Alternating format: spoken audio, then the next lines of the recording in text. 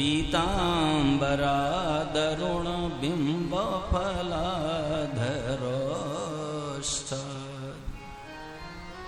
पूर्णेन्दु सुंदर मुखादरविन्द नेत्रा कृष्णात् परम किमपि तत्त्वमहं न जाने। कृष्ण त्वदीय पद पंकज पंजरान्ते अद्यैव मे विशतु मानस राजहंसः प्राण प्रयाण समये कफवात पित्तये कंठावरोदन विधौ स्मरणं कुतस्ते। अहो वकीयं स्तनकालकूटं जिघांसया पाय यदा पैसाध्वी लेभे गतिं धात्र्युचितां ततोऽन्यं अहं वा दयालुं शरणं व्रजेम। मनोजवं मारुततुल्यवेगं जितेन्द्रियं बुद्धिमतां वरिष्ठं वातात्मजं वानरयूथमुख्यं श्रीरामदूतं शरणं प्रपद्ये। या देवी सर्वभूतेषु मातृरूपेण संस्थिता नमस्तस्यै नमस्तस्यै नमस्तस्यै नमो नमः। शंकरं शंकराचार्यं केशवं वादरायणं सूत्रभाष्यकृतौ वन्दे भगवन्तौ पुनः पुनः। हरि ओम नमोस्तु परमात्मने नमः। श्री गोविंदाय नमो नमः।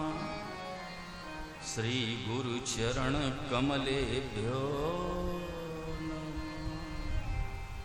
सर्वेभ्यो नमो।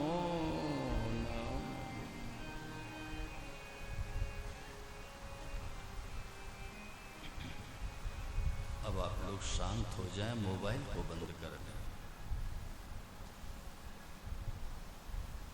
साइलेंट कर लें, फ्लाइट मोड में डाल लें, जैसी आपकी इच्छा।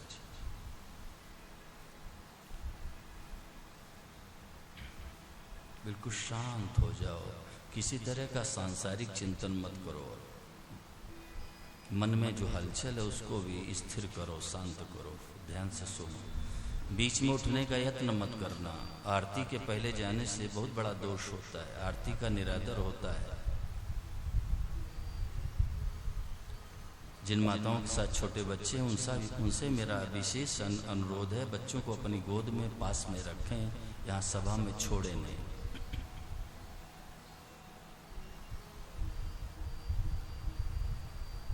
देखो मेरे भाई बहन, एक साधक ने एक महापुरुष से प्रश्न किया कि महाराज मूर्ति की पूजा कब तक करनी चाहिए। ये साधक का प्रश्न, ये को ज्यादा नहीं बेटे गड़बड़ होगा। ये साधक का प्रश्न था कि मूर्ति की पूजा कब तक करनी चाहिए। तो महापुरुष ने जवाब दिया कि कोई भी आस्तिक भक्त मूर्ति की पूजा नहीं करता है, मूर्ति में अपने इष्ट का पूजन करता है। मैं दोबारा निवेदन कर रहा हूं। प्रश्न साधक का ये था ईसारिया जी कि मूर्ति की पूजा कब तक करनी चाहिए। तो महापुरुष ने जवाब दिया कि कोई भी आस्तिक भक्त मूर्ति का पूजन नहीं करता है, मूर्ति में अपने इष्ट का पूजन करता है। और बड़ा सुंदर संदेश महापुरुष ने दिया कि जब तक अपना भास रहे तब तक मूर्ति की पूजा करनी चाहिए। जब तक अपना भास रहे तब तक मूर्ति का पूजन करना चाहिए। अगर अपना भास मिट जाए ना, फिर पूजन करने की आवश्यकता नहीं है। ढूंढा सब जहां में, पाया पता तेरा नहीं, और जब पता तेरा लगा तो अब पता, फिर पूजन की जरूरत नहीं। जब तक अपना भास रहे तब तक मूर्ति का पूजन करना चाहिए। और सभी श्रद्धालु भक्तों से मेरा निवेदन है आज कि अपने घर में कन्हैया को पधरवाओ, राम जी को लाओ। जिस घर में ठाकुर जी का मंदिर होता है ना ईसारिया जी, वो वैष्णव होता है।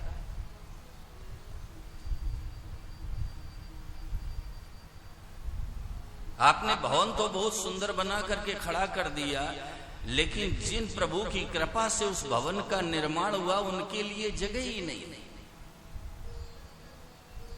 अपने अपने घरों में ठाकुर जी का मंदिर बनाओ, ठाकुर जी को पधरवाओ, उनकी सेवा करो, पूजा करो, अर्चना करो, वंदना करो, आरती उतारो। मैं कहता हूं निहाल हो जाओगे।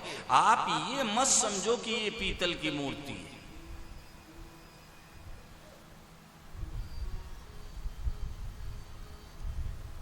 ये पीतल की मूर्ति नहीं है, ये साक्षात भगवान है। और मैंने एक दिन निवेदन किया था, दोबारा सुन लो, नए लोग भी विराजमान है। भगवान के प्रसाद में अन्न बुद्धि करना, कि ये तो अन्न है।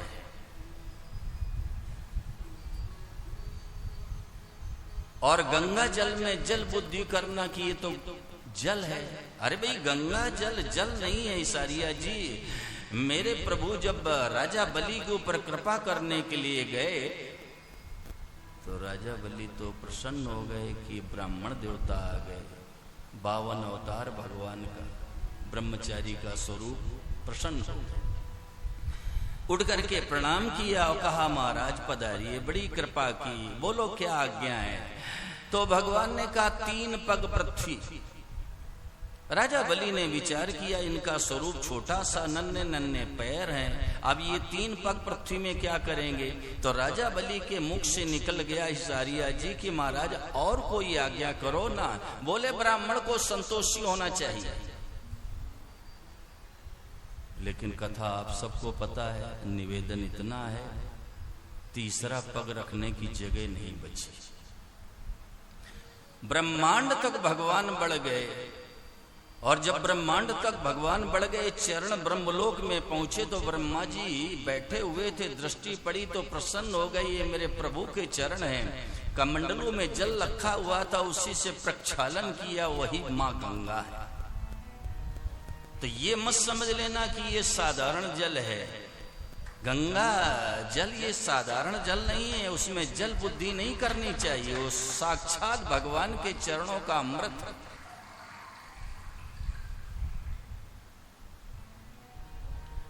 और भगवान के विग्रह में पत्थर बुद्धि करना, कि ये तो पत्थर के हैं, और साधु में जात बुद्धि करना कि किस जात के हैं ये संत, ये अपराध है। कभी ऐसा मत करो। भगवान के विग्रह में पत्थर बुद्धि मत करना। मैं तो आप सभी से निवेदन करना चाहता हूं कि भाई गौशाला शहर से बहुत दूर नहीं है। अगर आप गौशाला में आओ, आज ही मेरे पास यहाँ के किसी वार्ड के पार्षद महोदय है,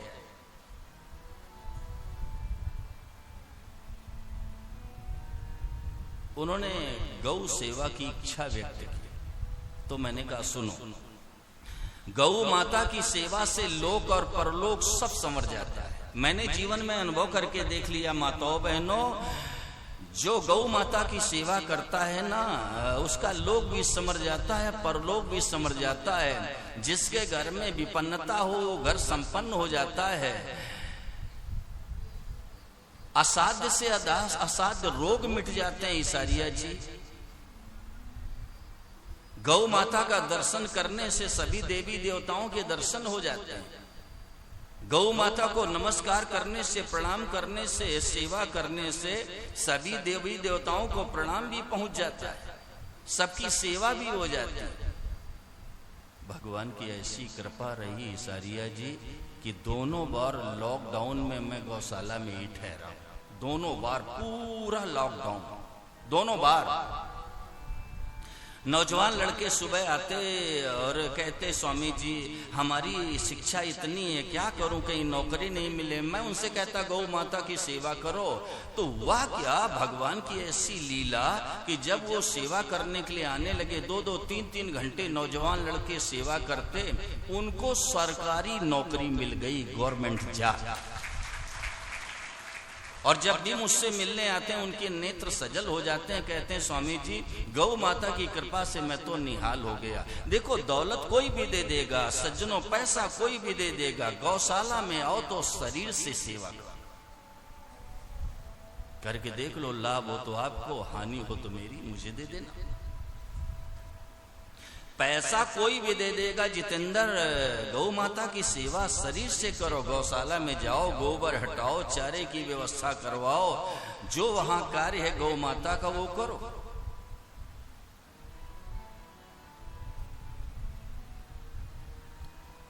तो गौ माता की सेवा करने आओ। भगवान श्री राधा कृष्ण की छवि कितनी सुंदर है। हमारे ये सोनी जी जो तबला वादन कर रहे हैं, इन्होंने कहा कि मुग्ध करने वाली मूर्ति, मन मुग्ध हो जाता, ये इन्होंने कहा दर्शन से।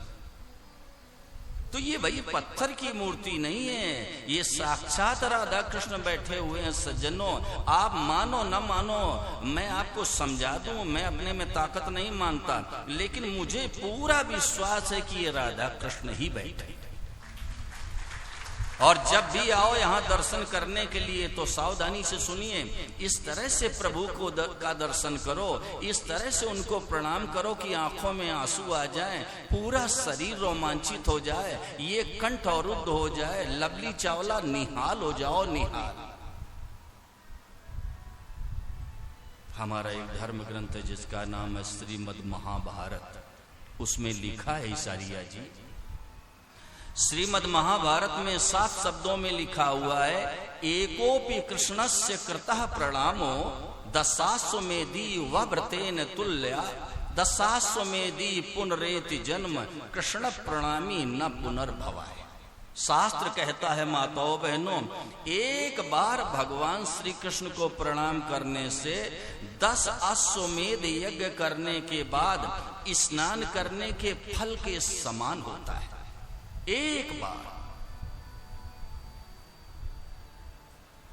दोबारा सुनो, दोबारा शास्त्र कह रहा है, राम कुमार जी एक बार भगवान श्री कृष्ण को प्रणाम करने से 10 अश्वमेध यज्ञ करने के बाद और स्नान करने के फल के समान होता है। लेकिन सुरेंद्र अग्रवाल प्रणाम में एक विशेषता और है, दशाश्वमेधी पुनरेति जन्म, यानी 10 अश्वमेध यज्ञ करने वाले का तो पुनर्जन्म होता है, लेकिन कृष्ण प्रणामी न पुनर्भवाय। जो भगवान श्री कृष्ण को हृदय से प्रणाम करता वो जन्म मरण से सदा के लिए रहित हो जाता है।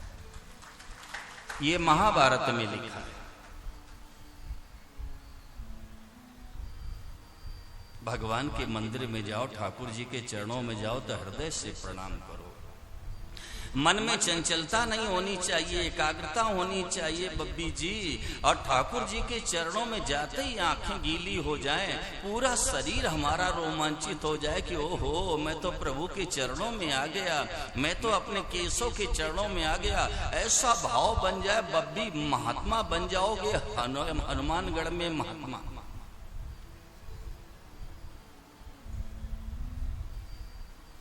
हृदय से प्रणाम,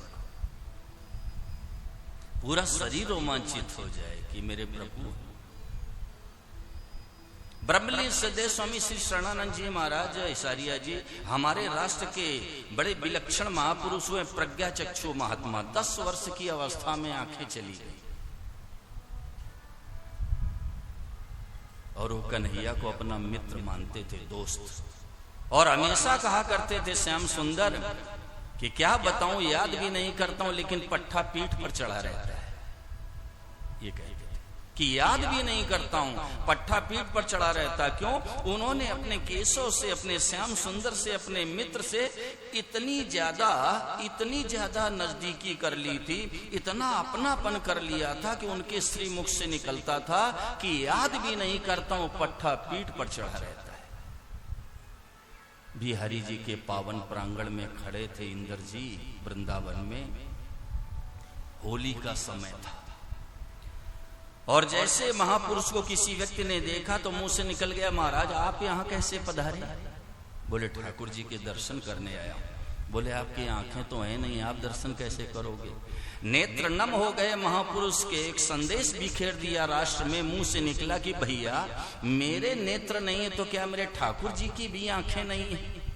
अरे वो हमें देख लेंगे तो मैं तो निहाल हो जाऊंगा, वो मुझे देख के प्रसन्न हो जाएंगे तो मैं निहाल हो जाऊंगा, क्या उनके भी नेत्र नहीं है?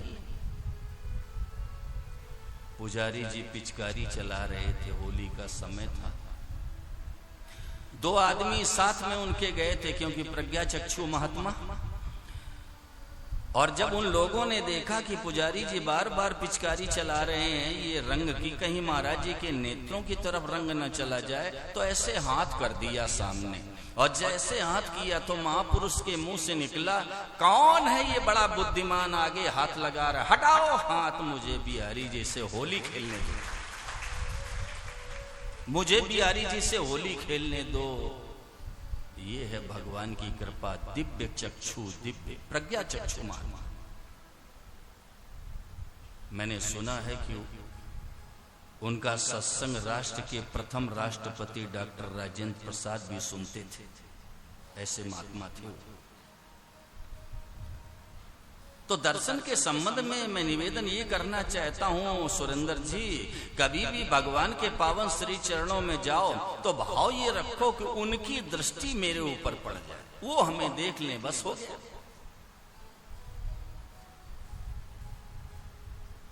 आज दर्शन में भी बार्गेनिंग हो रही है, 500 का नोट लाओ, आगे चलो। नहीं, अरे भाई दर्शन का महत्व तो तब है लवली चावला, उनकी दृष्टि हमारे ऊपर पड़ जाए। और आजकल आप किसी भी तीर्थ में चले जाओ, इसारिया जी भीड़ ही मिलेगी, कहीं चले जाओ भारतवर्ष। पहले मैं बिहारी जी के पावन श्री चरणों में जाता था, करीब 25 साल लगभग पहले, साष्टांग प्रणाम करता था। जितनी देर मनावे बैठे रहो, आज साष्टांग प्रणाम करने लगो 10-20 ऊपर चढ़ जाएंगे, जहां चले जाओ। क्यों? पहले इतनी संपन्नता नहीं थी, साधन नहीं थे, अब संपन्नता भी हो गई, साधन भी हो गए। पर निवेदन ये है कि आप दर्शनार्थ जाओ, दर्शन के लिए जाओ, पर वृंदावन जाओ तो इसलिए जाओ कि मुझे प्रभु के दर्शन करने हैं। और वृंदावन जाओ, लवली चावला मेरी तरफ आंखें करो, वृंदावन जाना तो रोगी बनने के लिए जाना। वहां से एक ऐसा रोग लेकर के आओ कि हनुमानगढ़ का कोई डॉक्टर आपको ठीक न कर सके।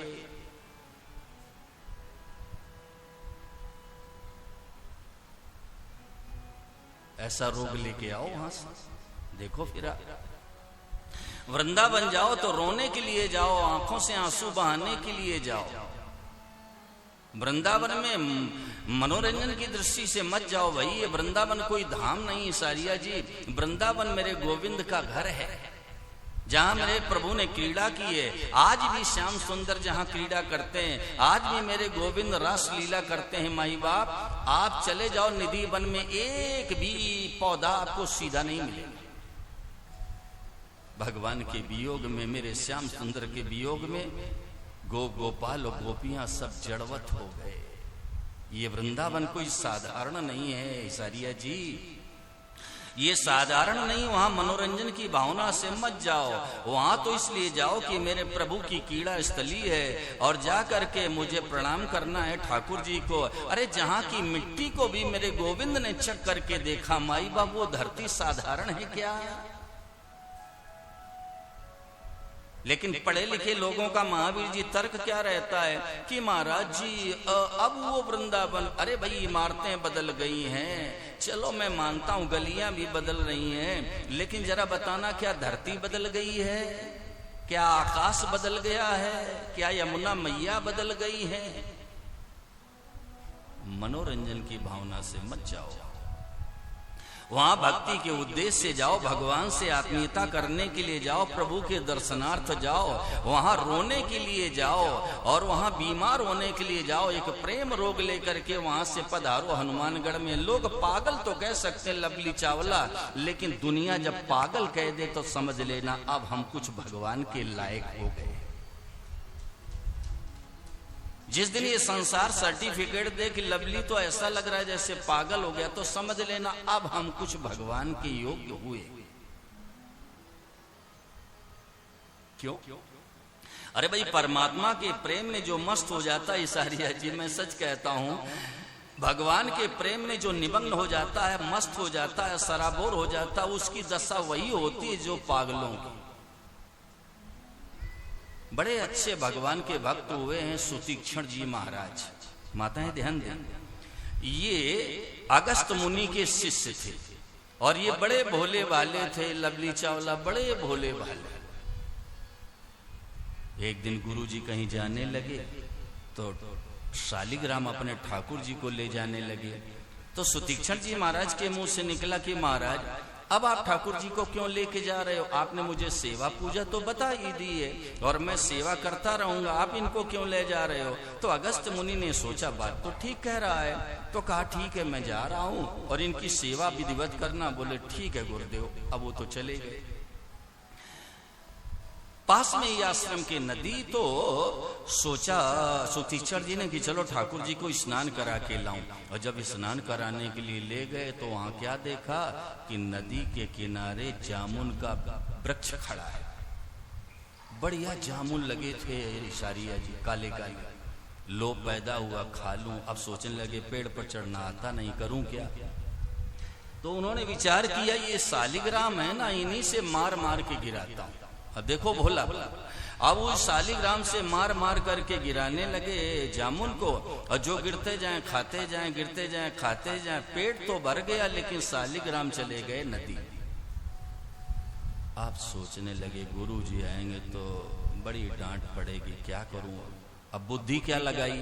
बुद्धि ये लगाई कि जैसे शालिग्राम है वैसे जामुन है, काले हैं। अब ये बुद्धि लगा कि दो जामुन बड़े बड़े नदी में स्नान करा के वो आसन में पधरवा दिया और वापस लेके आए। संयोग से गुरु जी भी आ गए। और गुरु जी जब आ गए तो वो सीधे ठाकुर जी के पास पहुंचे। ये भक्त का कर्तव्य होता है, घर के अंदर पधारो, घर के अंदर प्रवेश करो, पहले ठाकुर जी के चरणों में जाओ, उनको प्रणाम करो। घर से बाहर निकलो किसी काम के लिए, ठाकुर जी को नमस्कार करो, प्रणाम करो और नारायण नारायण नारायण नारायण 4 बार बोल करके निकलो। आपके इस रास्ते की जितनी बाधाएं हैं सब समाप्त हो जाएंगी। हरि स्मृति सर्व विपत्ति विमोक्षणम। अरे हिसारिया जी, भगवान की याद सारी विपत्तियों का नाश कर देती। सीधे ठाकुर जी के पास गए, हृदय से लगाया, लेकिन जब हाथ लगाया तो हिसारिया जी पोले पोले लगे। तो गुरु जी ने कहा कि सुतीक्षण, ये ठाकुर जी आज पोले पोले क्यों लग रहे हैं? बोले देखो गुरु जी, आप नाराज मत होना। बोले क्यों? बोले दिन भर आप इनको स्नान कराते हो और दिन भर चंदन लगाते हो और मुंह से क्या निकला कि पुनि पुनि चंदन पुनि पुनि पानी और ठाकुर गल गए, हम का जानी। अब आया गुरु जी को गुस्सा। कहा मूर्ख कहीं के, आश्रम से निकल जा और जब तक ठाकुर जी को लेके नहीं आएगा यहां कदम मत रखना। अब गुरु की आज्ञा का सम्मान किया, निकल तो गए, लेकिन एक समय वो आ गया, प्रभु लीला के विस्तार में थे और जा रहे थे अगस्त मुनि के आश्रम में, और सुतीक्षण जी को पता चला कि वो हो राम जी आ रहे। अब इतना प्रेम में सराबोर हो गए, लवली चावला इतने मस्त हो गए कि गोस्वामी जी को लिखना पड़ा, दिसी अरुबी दिसी पंथ दिसी अरुबी दिसी पंथ नहीं सूझा।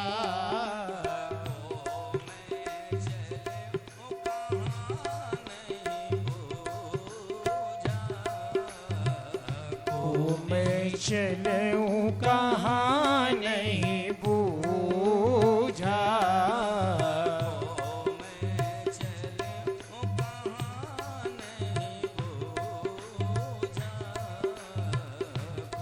मैं चलूं कहाँ नहीं बूझा,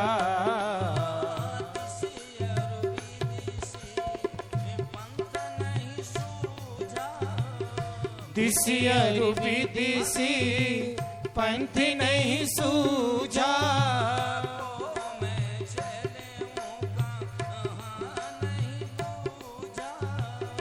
को मैं चलूं कहाँ नहीं बूझा,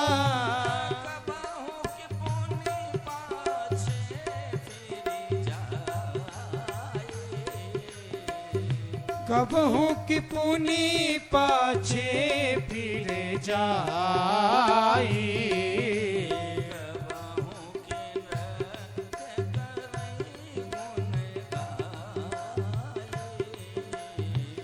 कबहू की नैत करई गुण गाई,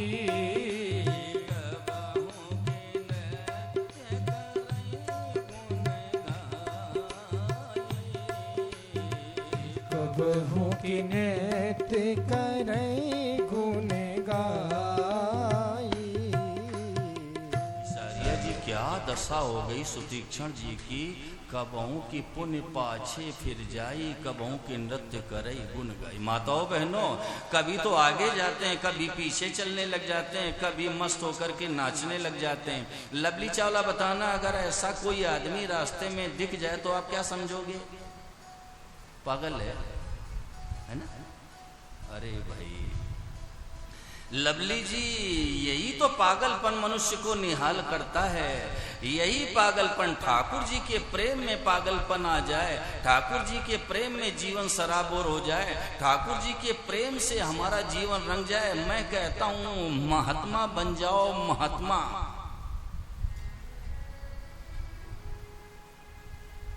और आप बन सकते हो, आप बन सकते हो, लेकिन डरते हैं। क्यों डरते हैं सारिया जी? स्वामी जी ने तो कह दिया, अगर हम ऐसे पागलपन से जीवन जीने लगेंगे, हमारे बाल बच्चों का क्या होगा, हमारे परिवार कुटुंब का क्या होगा? अरे मेरे गोविंद ने गारंटी ली है भाई, लेकिन आपके पास मौका ही नहीं है गीता पढ़ने का। दिन भर प्रिस्क्रिप्शन देखते रहते हैं, बस किस डॉक्टर ने क्या भेजा है, कौन सी टैबलेट देनी है, कौन सा इंजेक्शन दे, दिन भर। देखो लवली, एक बात कह दूं, मैं आपका हित चाहता हूं, इसलिए भरी सभा में कह रहा हूं भाई, नहीं मुझे क्या लेना देना है बताओ आप। अरे जिस मालिक ने आपको अच्छे परिवार में जन्म दिया, अच्छी पत्नी दी, अच्छे बच्चे दिए, संपत्ति दी, उसी भगवान को भूल गए।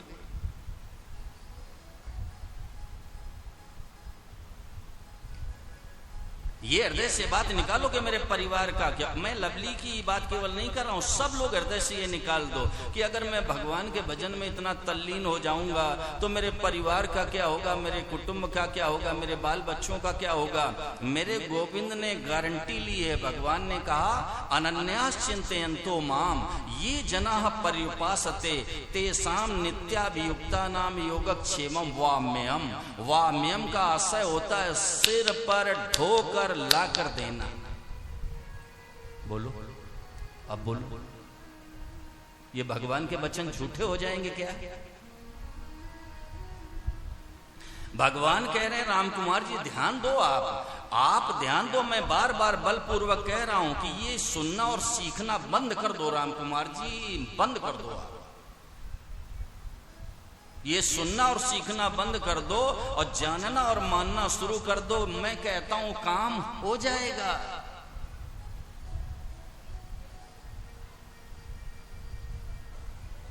भगवान कह रहे हैं मैं सिर पर ढो करके ला करके देता हूं। बोलो क्या गारंटी चाहते हो जितेंद्र?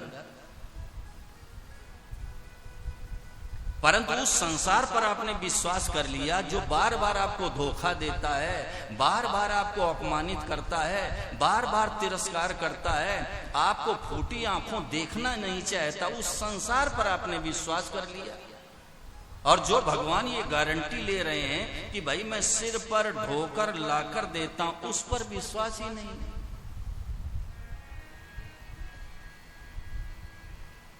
अगर ये विश्वास हो जाए तो काम हो जाएगा बब्बी जी, निश्चित हो जाएगा। विश्वास हो। मैं उदाहरण रख देता हूं हरिसारिया जी, और ये उदाहरण है श्री जगन्नाथपुरी का। वहां एक जगन्नाथ मिश्रा हुए और उन्होंने महाभारत की टीका की, और ये गीता जी महाभारत से ही ली गई है। तो जब वो टीका कर रहे थे, श्लोक को पढ़ा तो विचार करने लगे कि वाम्यम यानी भगवान सिर पर ढोकर लाकर भला क्यों लाएंगे? अरे वो तो दे देंगे, योगक्षेम दिला देंगे, सिर पर ढोकर के क्यों लाएंगे भाई? तो उन्होंने क्या किया कि वाम्यम को काट दिया और उसकी जगह करोम्यम लिख दिया, और भिक्षावृत्ति से निर्वाह करते थे। माताओं बहनों भीख मांग करके जगन्नाथ मिश्रा खाते थे। लेकिन भगवान की अपार लीला, ऐसी बरसात हुई बब्बी जी, ऐसी बरसात हुई कि ब्राह्मण देवता घर से प्रिंसिपल साहब निकल ना सके, और दोनों प्राणी घर में भूखे बैठे थे, मिश्रा जी और उनकी पत्नी। ये घटना सत्य है सारिया जी, मैं कहानी नहीं सुना रहा। दूसरे दिन बरसात बंद हुई तो भीख की झोली संभाली मिश्रा जी ने और चले गए भीख लेने के लिए। और इधर क्या हुआ, मिश्रा जी तो भीख लेने चले गए राम कुमार जी, लेकिन हुआ ये कि एक सुंदर सा सांवले रंग का बालक और सिर पर एक गठरी रखे हुए मिश्रा जी के घर में प्रविष्ट हुआ। तो मिश्रा जी की पत्नी आंगन में बैठी थी। पहले घरों में आंगन होते थे बड़े बड़े, बचपन में हम खूब खेले हैं आंगन में। बारिश होती तो भर जाता तो उसी में नहाते थे, ऐसे आंगन थे बड़े बड़े। वो बैठी थी, उन्होंने देखा तो मंत्रमुग्ध हो गई महावीर जी, और मुंह से निकल गया कि बेटा ये क्या है? बालक ने जवाब दिया कि माँ ये आटा और दाल चावल की गठरी है। तो मुंह से निकला किसने भेजी है? कहा मिश्रा जी। तो बड़ा दुख हुआ, छोटा सा बालक, कितना सलोना बच्चा, और उसके ऊपर इतनी बड़े आटे दाल चावल की गठरी रख दी इन्होंने। लेकिन जब चेहरे की तरफ नजर गई हिसारिया जी, तो भगवान गाल से बच्चे के रक्त बह रहा था, और जैसे रक्त को देखा तो मुंह से निकला कि बेटा तुझे किसने मारा है? तो बालक ने बड़े दुखी मन से कहा कि माँ मुझे मिश्रा जी ने मारा है। और जैसे कहा मिश्रा जी ने मारा है, बड़ी पीड़ा हुई, और मुंह से निकला कि बेटा तुम जैसे नयन मन लुभावन बच्चे को भला वो क्यों मारने वाले, वो तो अक्रोधी स्वभाव के हैं। बालक ने कहा माँ मुझे पता नहीं है, उन्होंने एक सूल से मेरे बदन को काट दिया है। अब ऐसा क्यों किया ये तो हो जाए। अरे गीता जी में भगवान में कोई अंतर नहीं माताओं बहनों, ये गीता जी भगवान का वांगमय स्वरूप है। और जब श्लोक को काट दिया तो प्रभु का गाल कट गया, अंग कट गया। इसलिए मैं आप सबसे निवेदन करता हूं कि गीता जी का कभी तिरस्कार मत करना। गीता जी को गोद में रखो, हाथ में रखो, जमीन में कभी नहीं रखना चाहिए। गीता जी का सम्मान करो, गीता जी को पढ़ो, गीता जी को प्रणाम करो, और गीता जी को सिर पर रख के नाचने लग जाओ। मैं कहता हूं निहाल हो जाओ, निहाल। लेकिन माताओं को दो गीता रखनी चाहिए, शुद्धि काल के लिए अलग और अशुद्धि काल के लिए अलग। स्टॉल पर गीता जी का पन्ना मिलता है, एक पन्ने में पूरी गीता जी है सारिया जी, पूरे 700 श्लोक हैं एक पन्ने में। उस पन्ने को मोड़ करके और स्वर्णकार की दुकान में ले जा करके तहवीज में डलवा के बच्चों के गले में बांध दो, अपने गले में बांध लो। मैं कहता हूं जीवन आपका निर्मल हो जाए, पवित्र हो जाए। करके देखो।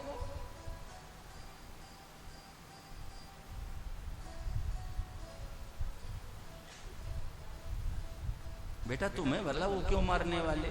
मुझे नहीं पता है, उन्होंने एक सूल से मेरे बदन को काट डाला। बच्चे ने आटा दाल चावल की गठरी तो रख दी और हिसारिया जी चला गया। मिश्रा जी भीख की झोली लेकर के आए, और जैसे घर में प्रविष्ट हुए देवी आक्रोश में थी, लेकिन विनयपूर्ण शब्दों में निवेदन किया कि ये आपने क्या किया?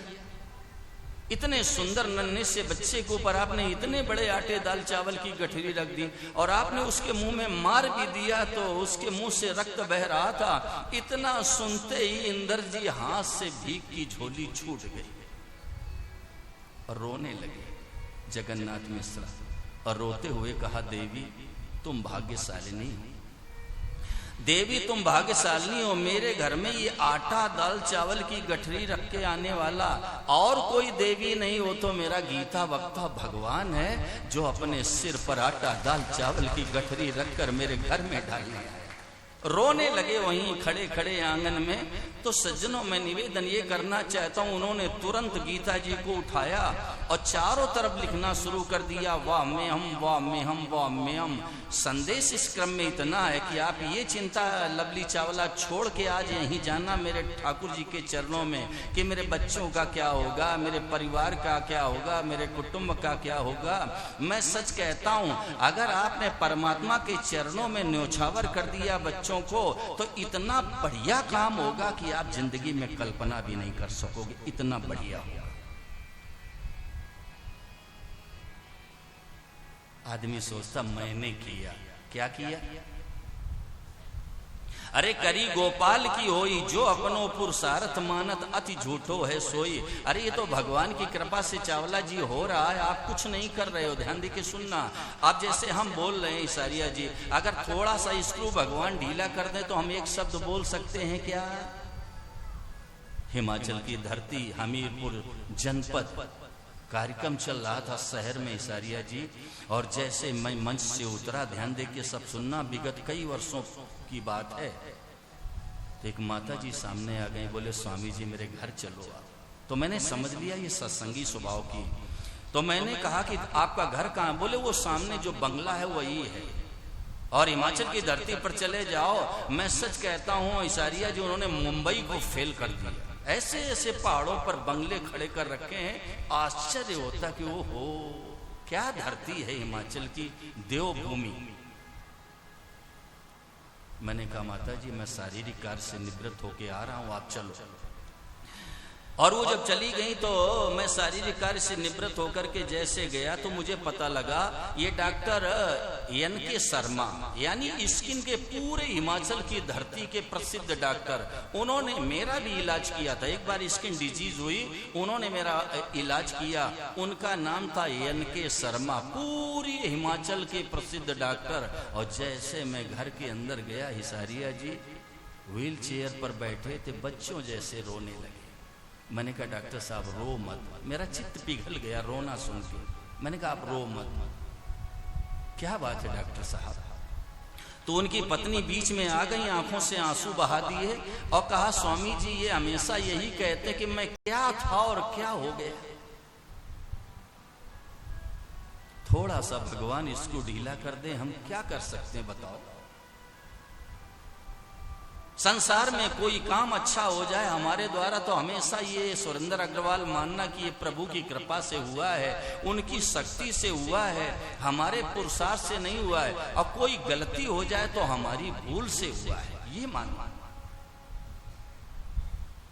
ये तो भगवान की कृपा से सब हो रहा है। जैसे ये सत्संग है ईसारिया जी, ये सत्संग ना हम कर रहे हैं ना आप करा रहे हो, ये तो उनकी कृपा से हो रहा है।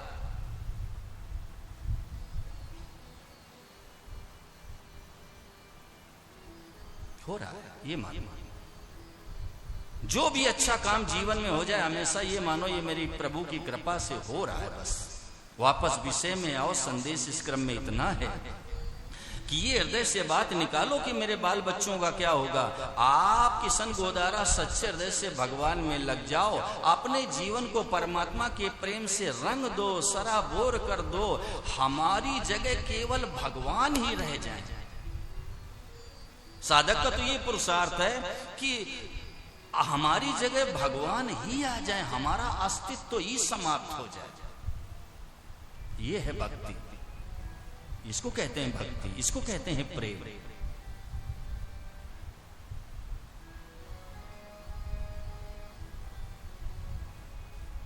और किसी भी साधक को ऐसा नहीं मानना चाहिए कि हमें अमुक प्रकार की योग्यता नहीं इसलिए हमें भगवान नहीं मिल सकते हैं। अरे योग्यता का महत्व तो संसार में है माताओं बहनों। जैसे किसी को मिलिट्री में भर्ती होना है, किसी को पुलिस में भर्ती होना है, किसी को नेवी में भर्ती होना है, किसी को बीएसएफ में भर्ती होना है। बब्बी जी पहले हाइट देखी जाती है, चेस्ट देखा जाता है, शैक्षिक योग्यता देखी जाती है, लेकिन मेरे गोविंद की सेना में, मेरे राम जी की सेना में ये कुछ भी नहीं देखा जाता। अगर आप शास्त्र में दृष्टि डाल के देखो तो भगवान की सेना में नन्हे नन्हे ध्रुव और प्रहलाद भर्ती हो गए। भगवान की सेना में दर्शन करो तो माई बाप नन्ही सी मीराबाई भर्ती हो गई। और राष्ट्र को क्या संदेश दिया कि माखन माखन काढ़ी लीनो अब छाछ पियो कोई, और मेरे तो गिरधर गोपाल दूसरो न। ये संदेश दे दिया। आज मीराबाई को हम याद करते हैं तो आंखें सजल हो जाती हैं। मीराबाई का स्मरण करते ही अध्यात्म में हम पहुंच जाते हैं। मीराबाई का स्मरण करते ही गोविंद की याद आने लगती है। क्या कारण था? अरे भाई, जैसे मीराबाई का शरीर वैसे हमारा आपका शरीर। और ऐसा भी नहीं है कि संबंध में मीराबाई बहुत आगे थी, हम रिश्ते में भगवान से बहुत दूर हैं। जो संबंध मीराबाई का वही संबंध हमारा। संदेश देते हैं। कितनी सुख सुविधा थी घर में, जरा विचार करो ईसारिया जी। मैं तो लेटे लेटे एकांत में चिंतन करने लगता हूं तो आंसू बार बार निकलते हैं कि देखो कितना वैभव था, एक राजा की बेटी, लेकिन सब ठुकरा दिया। और मैं कलयुग की चर्चा कर रहा हूं, मैं सतयुग त्रेता द्वापर का प्रिंसिपल साहब संदेश निवेदित नहीं कर रहा हूं। कलयुग की बात है। राजा रतन सिंह की बिटिया, और देखो राजस्थान की धरती इतिहास के पन्नों में अमर हो गई। कितना वैभव था, लात मार दी लात, छोड़ो इसको। इसलिए मैं साधकों से कहा करता हूं कि अगर अपनी आध्यात्मिक उन्नति चाहते हो तो ये जो संसार का सुख है इसको लेना बंद कर दीजिए। जब तक आप नाशवान सुख में संलग्न रहोगे कभी अविनाशी का आनंद नहीं मिलेगा, नहीं मिलेगा, नहीं मिलेगा। आप मिश्री का स्वाद भी लेना चाहते हो, नमक के टुकड़े को जीभ में डाले हो, कैसे स्वाद मिलेगा भाई? अगर मिश्री का स्वाद लेना है ईसारिया जी तो नमक के टुकड़े को है निकाल दो, फिर देखो आप। महापुरुषों ने समझाने का प्रयास किया। दो चींटी थी, सगी बहनें थी, सगी। एक रहती थी माताओं बहनों मिश्री के ढेले पर यानी पहाड़ पर, और एक रहती थी नमक के ढेले पर पहाड़ पर। तो मिश्री के ढेले वाली चींटी ने एक दिन लवली चावला विचार किया कि बहन से मिलके आऊं। और जैसे नमक के ढेले में पहुंची, मुंह लगाया तो बड़ा खारा लगा जितेंद्र, और पीछे खींच के बोली कि बहन तू कहाँ रह रही, यहाँ कितना खारा है। उसने कहा तेरे यहाँ क्या है? तो मिश्री के ढेले वाली चींटी ने कहा चल देख मेरे यहाँ कितना मीठा है। और जब ज्यादा पीछे पड़ गई तो चलने के लिए तो तैयार हो गई। लेकिन अनिल बेटे उसने विचार किया कि ये मुझे ले तो जा रही है, कहीं भूखा ना मार डाले। तो इसे आ रही है जी, उसने नमक के टुकड़े को जीभ पर रख लिया कि कहीं भूखा ना मार दे। हल्ला किए चलो चलो चलो। अब जब मिश्री के ढेले पर पहुंची तो मिश्री के ढेले वाली चींटी ने कहा लगा मुंह देख कितना मीठा है। और मुंह लगा के पीछे खींच के बोली कि जैसे वहां था वैसे ही यहाँ। अब उसने सोचा कि ओहो कितना खारा नमक और इतनी मीठी मिश्री, और ये कह रही जैसे वहां वैसे यहाँ। कहा बहन जरा मुंह खोलो। और जैसे मुंह खुलवाया तो नमक का टुकड़ा रखा था। कहा इस डली को तू थूक दे। और जब उसने उगल दिया कहा बहन लगा मुंह। अब उसने मुंह लगाया तो सुरेंद्र अग्रवाल वो तो सीधी खड़ी हुई हो गई। आप देख लेना, चींटी को मीठा मिल जाए चाहे टुकड़े टुकड़े हो जाए, सीधी खड़ी हो गई ऐसे। अब मिश्री के ढेले वाली चींटी ने विचार किया कि मैं जरा पूछ तो लूं कि बहन स्वाद कैसा मिल रहा है। तो उसने कहा बहन जरा बताना कैसा स्वाद आ रहा है। तो उसने मुंह तो हटाया नहीं, और बब्बी जी इशारे से कहने लगी कि बहन अब हल्ला मत करो। क्यों? मिश्री का स्वाद मिल गया, अब मुंह कौन हटावे।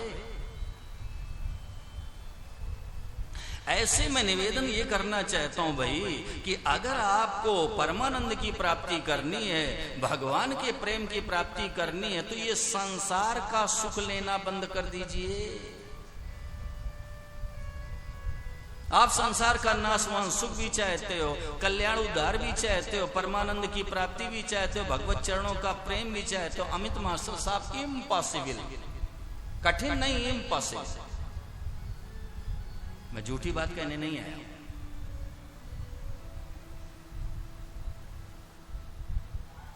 कितना वैभव था घर में, विचार करो। राजा की बेटी है लेकिन ठुकरा दिया, लात मार दी। और कहने क्या लगी, राणा जब ज्यादा तंग करने लगा तो कहने लगी, मैं तो चली वृंदावन राणा। सुन, मैं तो चली वृंदावन राणा, मेरे तो भाग जगे, राणा जी तेरे महलों में जिया न लगे। राणा जी तेरे महलों में जिया न लगे। राणा जी तेरे महलों में जिया न लगे।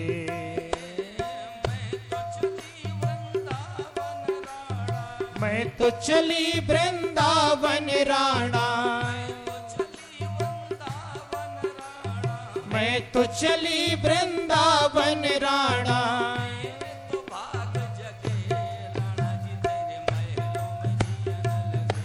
राणा जी तेरे महलों में जिया न लगे। राणा जी तेरे महलों में जिया न लगे। राणा जी तेरे महलों में जिया न लगे।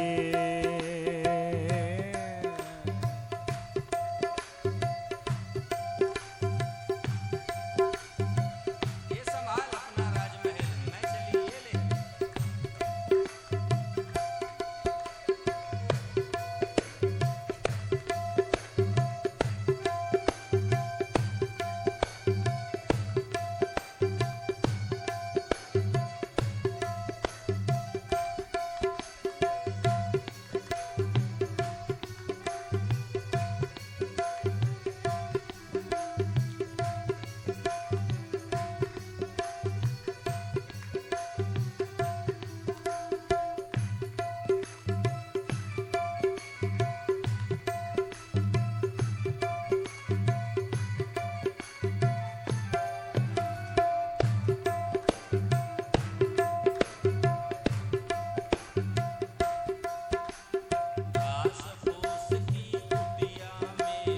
घास फूस की कुटिया मेरी,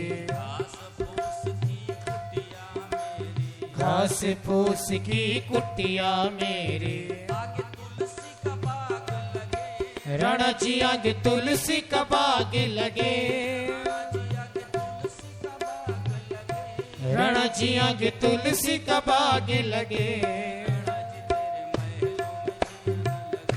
राणा जी तेरे महलों में जिया न लगे। राणा जी तेरे महलों में जिया न लगे। राणा जी तेरे महलों में जिया न लगे। राणा जी तेरे महलों में जिया न लगे। आज संसार में लोग क्या कहते हैं कि अगर हमारे बेटा हो जाए तो हमारा नाम हो जाएगा। अरे भाई, बेटा बेटी से नाम नहीं होता, ये हृदय से बात निकालो। अगर बेटा बेटी से नाम होता हो तो ये सुरेंद्र जी आपके बगल में बैठे हैं, क्या नाम इन महानुभाव का है? गोपाल जी, 7 पीढ़ियों का नाम गिना उठ के। बेटा बेटी से, अरे गोपाल जी, बेटा बेटी से नाम नहीं होता है। आप ध्यान से मेरी बात सुनो। बाल बच्चे हैं, मैं उनका तिरस्कार नहीं कर रहा हूं, परंतु ये हृदय से बात निकालो कि बेटा हो जाएगा तो मैं निहाल हो जाऊंगा, बेटा हो जाएगा तो मेरा नाम हो जाएगा। 7 पीढ़ियों का नाम गिनाओ ना। और कितने दिन हो गए मीराबाई को सारा संसार आज भी याद करता है। मीरा सुत जायो नहीं, एक भी बेटा बेटी को जन्म नहीं दिया। मीरा सुत जायो नहीं और शिष्य न मूड़ो कोई, एक भी बेटा बेटी को जन्म नहीं दिया और एक भी चेला चेली नहीं बनाया और सारा संसार मीराबाई को याद करता है। ये हृदय से बात निकालो कि बेटा बेटी हो जाएंगे तो मेरा नाम हो जाएगा।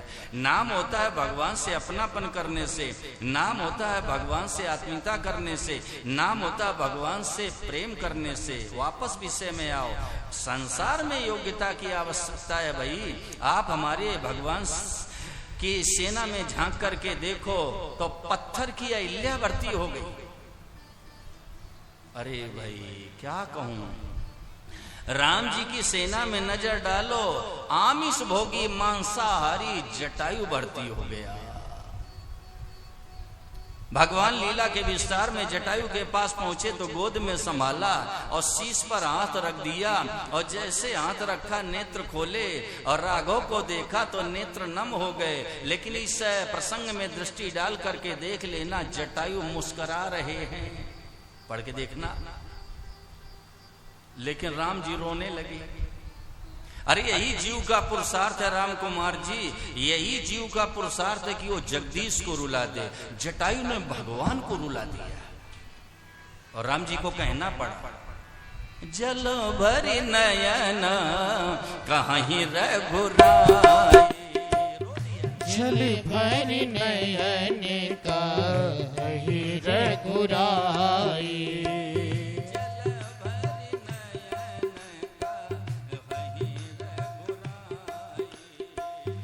जल भरी नयन कहीं रघुराई,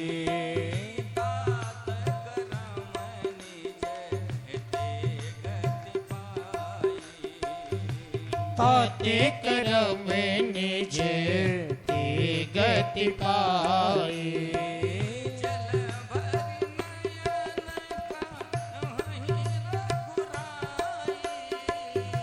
जल भरी नयन कहीं रघुराई,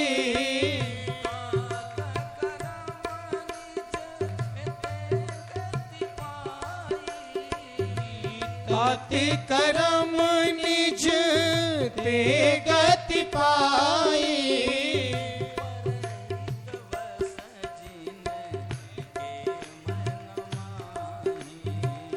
परिहित बस जिन के मन मानी,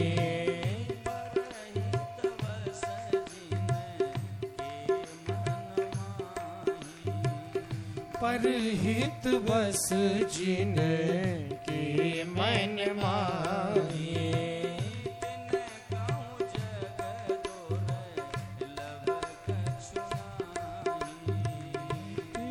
कहूँ जग दूर लभी कछु नाही,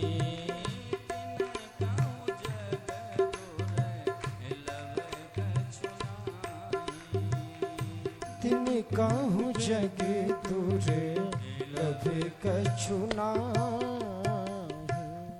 राम जी रोने लगे। सारिया जी क्यों रोने लगे? ये देखा राम जी ने कि ये सीता को बचा तो न पाए, रावण ले गया, लेकिन इन्होंने अपने प्राणों की आहुति दे दी, बलिदान हो गए। तो कहने लगे कि सुनो जटायु, आज तुम्हें वो गति प्राप्त होने जा रही जो बड़े बड़े योगियों को दुर्लभ है, लेकिन इसमें मेरा कोई पुरुषार्थ नहीं है, मेरा एहसान नहीं। तुमने काम ही ऐसा किया। काम क्या किया था? पर ही तो वश जिनके मन माही तिन कहूं जग दुर्लभ कछु। रो दिया राम जी। जटायु बढ़ती हो गया अमित जी। अरे विश्यागामी अजामिल भर्ती हो गए।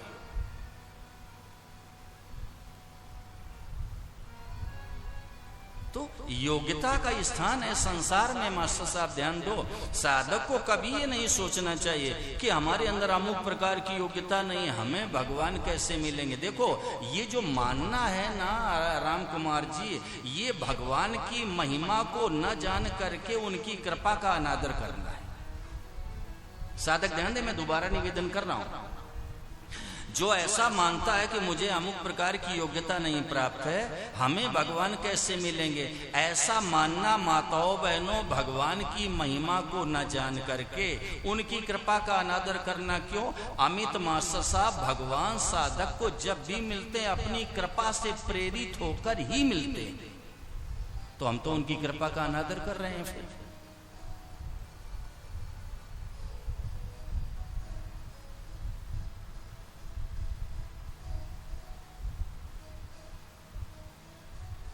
एक बात कहूं, मनुष्य कितना भी दीनहीन, मलिन और पातकी, सब ध्यान से सुनो जहां तक मेरी आवाज जा रही है, सभी दीन, चाहे मनुष्य कितना भी दीनहीन, मलिन, पातकी क्यों ना हो, वो जिस परिस्थिति में है, अगर उसी परिस्थिति में भगवान का हो जाए, भगवान की शरण में चला जाए और भगवान के बिना रहा न जाए, भगवान का वियोग उससे सहन न हो, उसको भगवान मिल जाएंगे।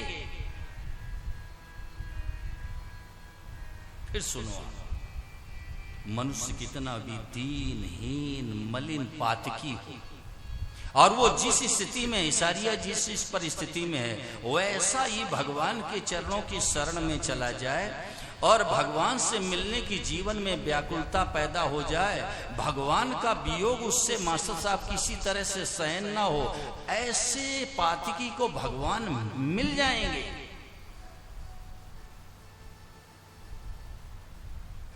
हमारा एक धर्म ग्रंथ है जिसका नाम है पद्म पुराण, उसमें लिखा है, भद्रतनु नाम का एक व्यक्ति था, बड़ा सुंदर उदाहरण, ध्यान देके सुनना, और वो जन्म जन्मांतर से जितेंद्र जी भगवत परायण और परम तपस्वी था, लेकिन दुर्दैव के योग से रामकुमार जी वेश्यागामी हो गया।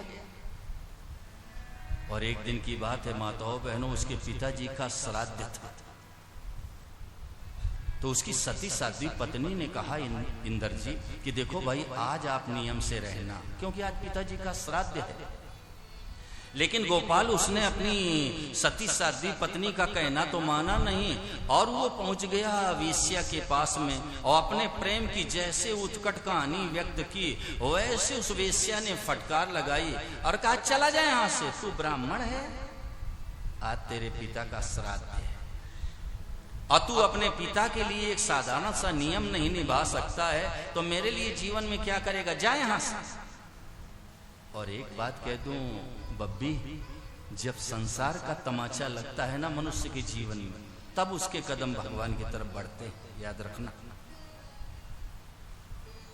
आज भद्रचनु ने उस वेश्या को अपना गुरु स्वीकार कर लिया कि ये मेरी आज से गुरु है, और चल पड़ा वहां से। आओ देखो भगवान की लीला, मार्कंडे जी महाराज तपस्या में रत थे, और जाकर के चरणों में दिल का दुख रो दिया, और जैसे रोने लगा तो जानते हो क्या हुआ, संत हृदय नवनीत समाना, संत हृदय नवनीत समाना,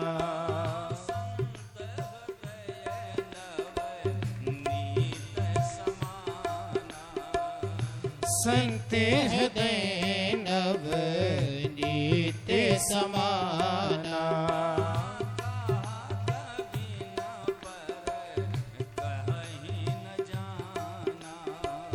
कहा कभी ने पर कहीं न जाना,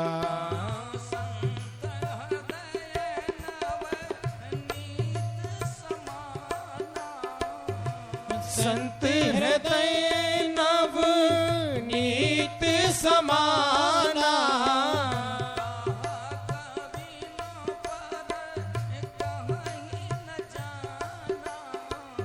कहा कभी न पर कहीं न जाना,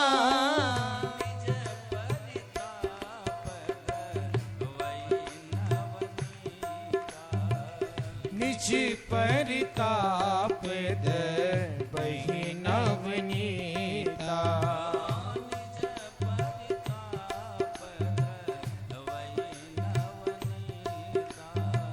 निज परिताप दबहि नवनीता,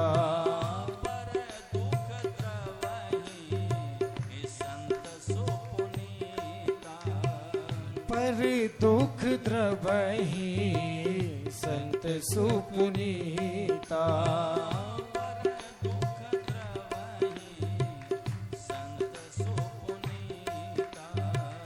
पर दुख द्रवहि संत सुपुनीता। लोगों से विनम्र निवेदन है, ताली बजाओ तो मिला के बजाओ, नहीं तो आप जस्ट पीछे बैठे हो, ऐसा मत करो, ये फिर खीर में कंकड़ पड़ जाता है, या तो मिला के बजाओ। मैं निवेदन ये करना चाहता हूँ ईसारिया जी। चित्त पिघल गया मार्कंडेय जी का और मुंह से निकला, भद्र तनु अब चिंता मत करो, चिंता मत करो, वेश्यागामी है, वेश्यागामी, चिंता मत करो, अब तुम्हारा कल्याण निश्चित है। एक बात कहूं,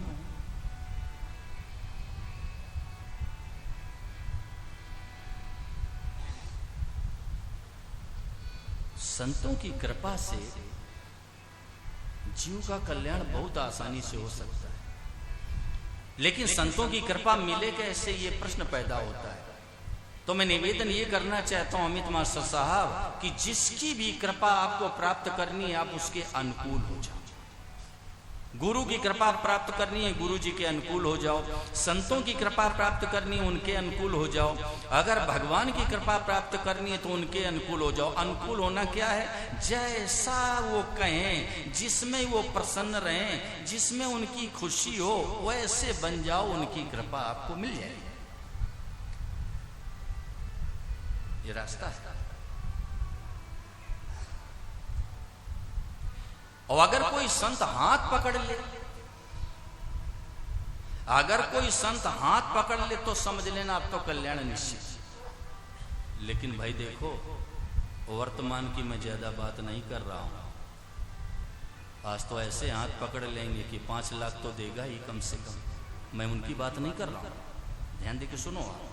आप कहीं भोले भाले पन में चक्कर में मत पड़ जाना।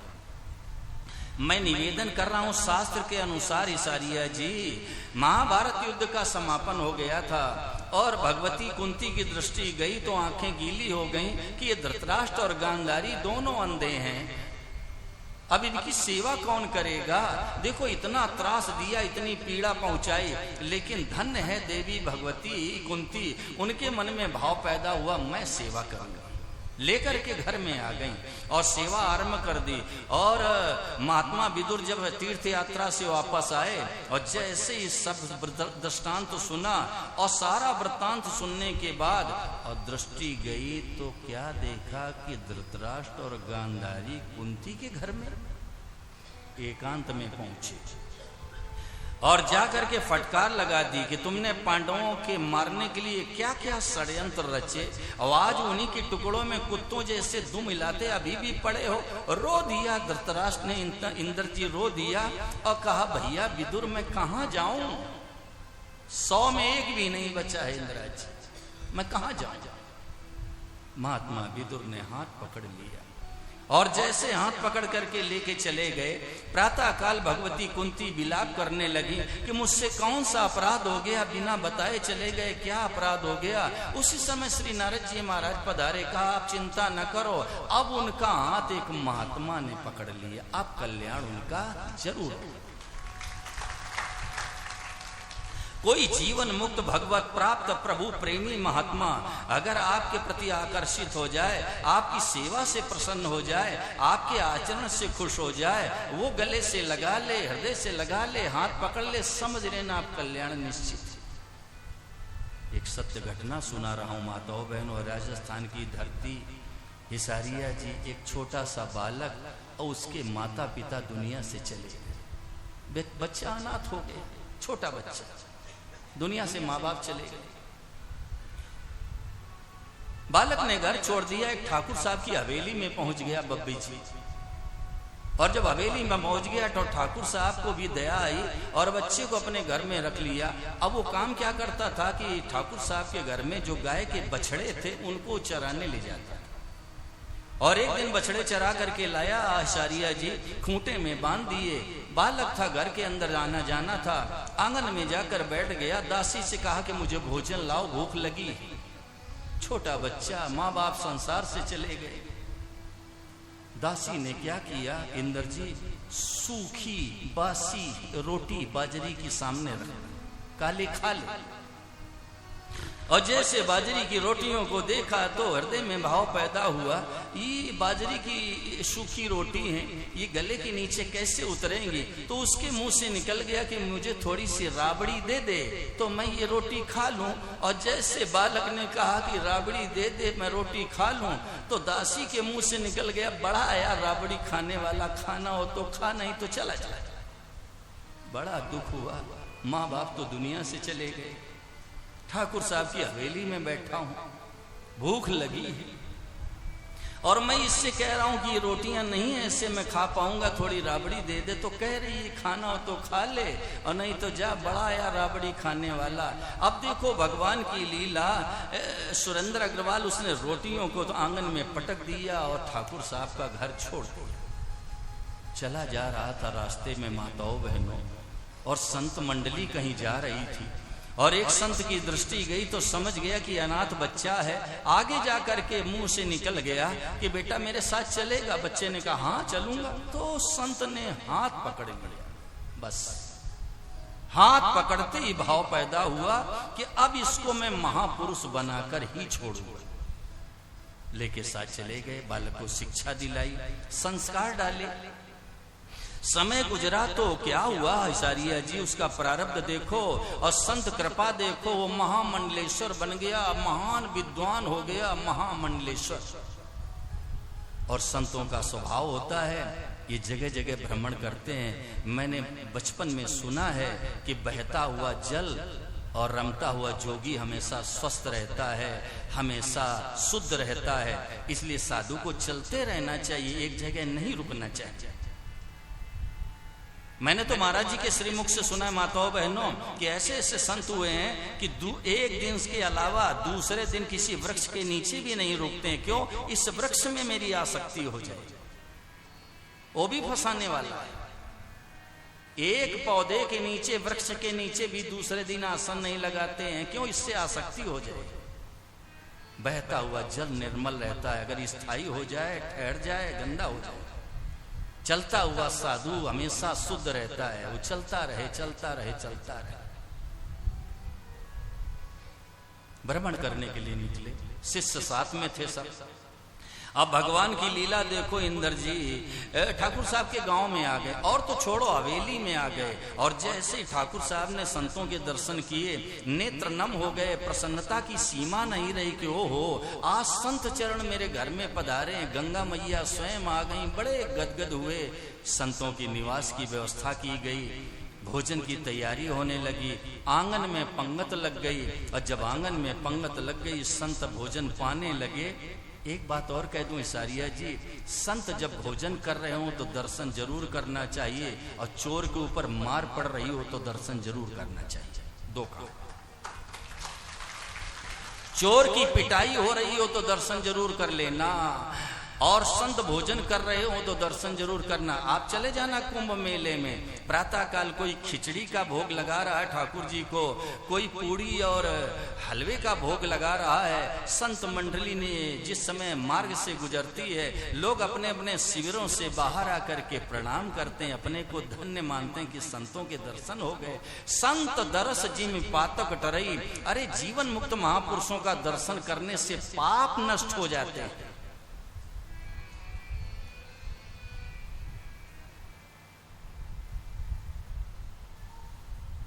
तो पंगत लग गई। अब ठाकुर साहब के मन में आया कि ये जो महामंडलेश्वर है ना, ये अगर मेरे हाथ से थोड़ा मोहन भोग ले ले तो मेरा जीवन धन्य हो जाए। ठाकुर साहब ये नहीं समझ पाए कि वही बच्चा है, बच्चा समझ गया वही घर है। ठाकुर साहब नहीं समझ पाए, तो उन्होंने सोचा ये थोड़ा मोहन भोग ले लें तो मैं तो कृतार्थ हो जाऊं। और मोहन भोग का पात्र लेके हिसारिया जी और जैसे महामंडलेश्वर के सामने गए और निवेदन किया कि महाराज थोड़े मेरे भी हाथ से मोहन भोग ले लो। उसी समय नेत्र गीले हो गए। महामंडलेश्वर के मुंह से निकला, मांगे मिली न राबड़ी। ये वही आंगन है, ये वही आंगन है। भूख लगी थी, बाजरी की सूखी रोटियां। मैंने कहा था राबड़ी दे दे, खाना हो तो खा ले, नहीं तो जा, बड़ा है यार राबड़ी खाने वाला। आंखें नम हो गई, मुंह से निकला, मांगे मिली न राबड़ी, करूं कहां लग वरण, और मोहन भोग गले अटके वा संतों की शरण। आज ये मोहन भोग खाने की इच्छा नहीं हो रही, ये संतों की कृपा है। लेकिन याद रखना, पुण्य पुंज बिनु मिलहि न संत, पुण्य पूंज बिनु मिलहि न संता,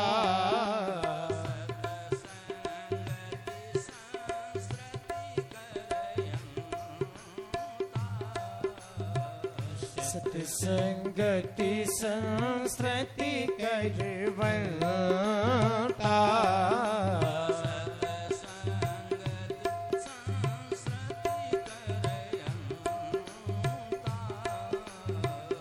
सत्संगति संस्कृति करवंता,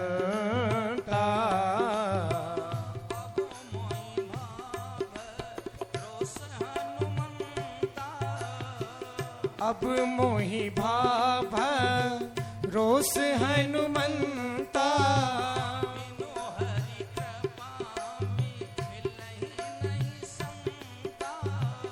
बिनु हरि कृपा में लही नहीं संता,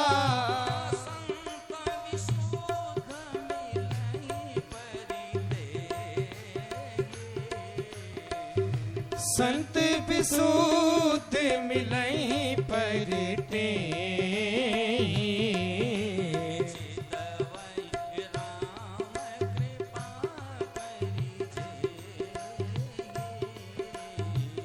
चित बहि राम कृपा करिजे,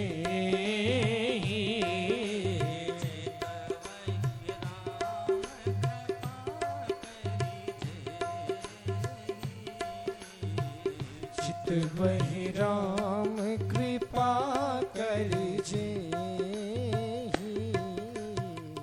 अमित मास्टर साहब वापस विषय में पहुंचिए। मार्कंडेय जी महाराज ने कहा, भद्रतनु चिंता न करो, तुम्हारा कल्याण जरूर होगा। मेरे पास समय नहीं है, बगल में चले जाओ, दांत जी महाराज तपस्या में रत हैं और तुम्हारा कल्याण जरूर होगा। प्रणाम किया मार्कंडेय जी को, दांत जी महाराज के श्री चरणों में गया और दिल का दुख जैसे निवेदित किया तो दांत जी महाराज ने कहा, चिंता न करो भद्रतनु, अब कल्याण तुम्हारा होगा। वेश्याकामी है, ध्यान दो, वहीं आओ। भगवान की सेवा पूजा बता दी। अब देखो, एक बात कह दूं उसारिया, जैसे कोई कुमार्ग में चल रहा है गलत रास्ते पर, और कोई संत मिल जाए, किसी संत की कृपा हो जाए, सत्संग का असर पड़ जाए जीवन में, तो उसकी दिशा तो बदल जाती है लेकिन गति वही रहती है।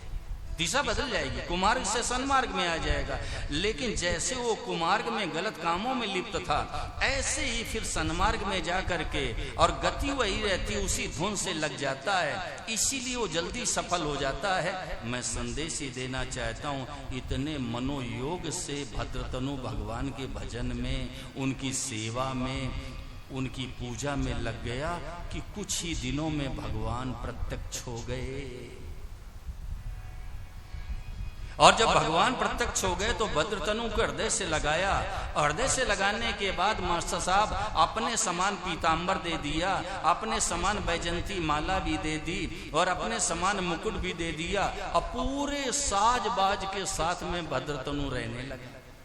अब दांत जी ने जब देखा तब विचार करने लगे कि क्या ये भद्रतनु पुराने जीवन में चला गया। और साधक ध्यान दे के सुने, गुरु दुनिया में वही श्रेष्ठ है, माताओं बहनों वही श्रेष्ठ है, चाहे 50 वर्ष शिष्य से न मिले, लेकिन वो शिष्य को कभी भूलता नहीं है, वो शिष्य को चिंतन करके पकाता है। दीक्षा 4 प्रकार की होती है माताओं बहनों, एक स्पर्श दीक्षा होती है, दूसरी वाक दीक्षा होती है, तीसरी दृष्टि दीक्षा होती है, और चौथी चिंतन दीक्षा होती है। जैसे मयूरी है, अंडे पर कभी नहीं बैठेगी, प्रिंसिपल साहब छू देती अंडे पक जाएंगे। कुररी पक्षी होता, आकाश में चिल्लाता रहता, अंडे पर बैठती नहीं है, अंडे पक जाते हैं।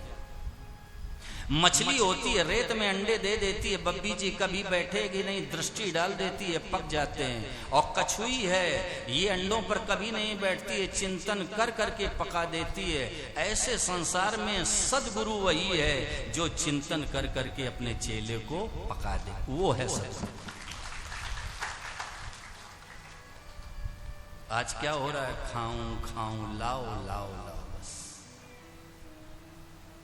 अरे गुरु वो श्रेष्ठ है, चेले से मिले चाहे न मिले, वो चिंतन करके पका देता है। माई बाप दीक्षा इसलिए देता है। पहले गुरु दीक्षा देते थे तो ये कहते थे बेटा तुम्हारे केवल भगवान है, सेवा सबकी करो, भलाई सबकी करो, उपकार सबका करो, हित सबका करो, लेकिन अपना केवल भगवान को मानो और यहाँ संबंध मत किसी से जोड़ो। और मैं आप लोगों से भी कह रहा हूं कि यहाँ संबंध किसी से मत जोड़ो। हनुमानगढ़ वालों, संबंध हमसे भी मत जोड़ना। मेरा तुम्हारा कौन सा संबंध है भाई? हम तुमको नहीं जानते, तुम हमको नहीं जानते। हमारा तुम्हारा केवल जितेंद्र कालवासिया संबंध सत्संग का है, बस वहीं तक रहना। संबंध हमसे भी मत जोड़ो। ये संबंध जोड़ना बहुत खतरनाक है इशारिया जी। संबंध हमसे भी मत जोड़ो, किसी से यहां संबंध मत जोड़ो। सेवा सबकी कर दो, भलाई सबकी कर दो, उपकार सबका कर दो, हित सबका कर दो, लेकिन सूत्र लेके जाओ। मन से अपना किसी को मत मानो। न अनाउंस करना है, न मुनादी करनी है, न ढोल पीटना है कि अभी सत्संग के समापन के बाद घर में पहुंचो और पत्नी से कह दो स्वामी जी ने कहा है तुम हमारी नहीं हो, मैं झगड़ा कराने आया हूं क्या?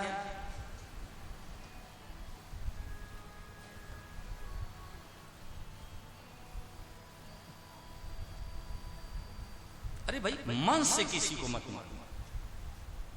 अपने तो केवल भगवान है। और बात यही सही है, आज मान लो तो आज नहीं आ लो, और चाहे अरबों खरबों वर्षों के बाद मानो, चाहे अरबों खरबों जन्मों के बाद मानो, मानना तो पड़े, चाहे आज मान लो।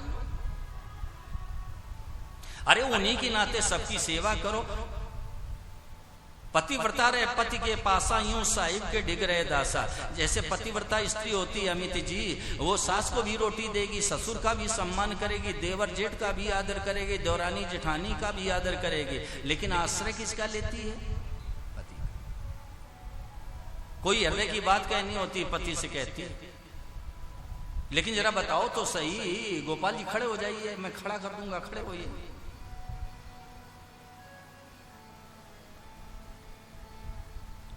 ससुर की सेवा करेगी तो किसके नाते करती है? बोलो जोर से, सुने तो सब। ससुर की सेवा वो किसके नाते करती है? कैसे समझाओ?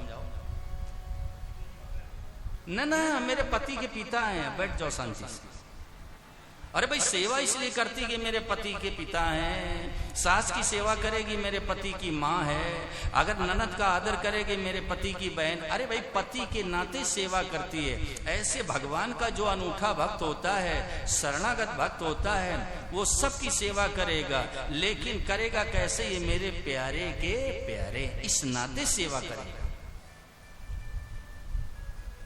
अपना किसी को मत मान, अपने तो केवल भगवान है। सम्मत मत जोड़ो। सम्मत जोड़ोगे तो यहीं लौट करके दुनिया में आना पड़ेगा। देख लेना आप, चाहे यहीं जगत में लौट के आना पड़ेगा। जन्मो मरो, मरो और जन्मो, ये कभी नहीं इससे मुक्ति मिलेगी। अरे भाई जहां से आपको लाभ हुआ, ध्यान दे के सुनो, आपको जहां से लाभ हुआ है या लाभ हो रहा है, उनके आप कृतज्ञ बनो। कृतज्ञ बनने का मतलब उनकी सेवा करो। सेवा का मतलब उनके वचनों के अनुसार अपने जीवन को बनाओ। लेकिन उनमें जो विशेषता दिख रही है वो उनकी व्यक्तिगत मान करके वहां फंसो मत। मेरा कहना बस इतना है। अरे उनमें जो विशेषता दिख रही है वो उनकी नहीं है। संसार में छोटी सी चीज से लेके और बड़ी से बड़ी वस्तु में जहां विशेषता है, विलक्षणता है, सुख रूपता है, हित रूपता है, उस वस्तु की नहीं इंद्र जी। अगर उस वस्तु की होती तो हमेशा रहती, सबको दिखती, तो ना हमेशा रहती ना सबको दिखती, तो क्या सिद्ध हुआ? उस वस्तु की नहीं है। उसका जो मालिक है, नियामक है, रचयिता भगवान है, उनकी है विशेषता।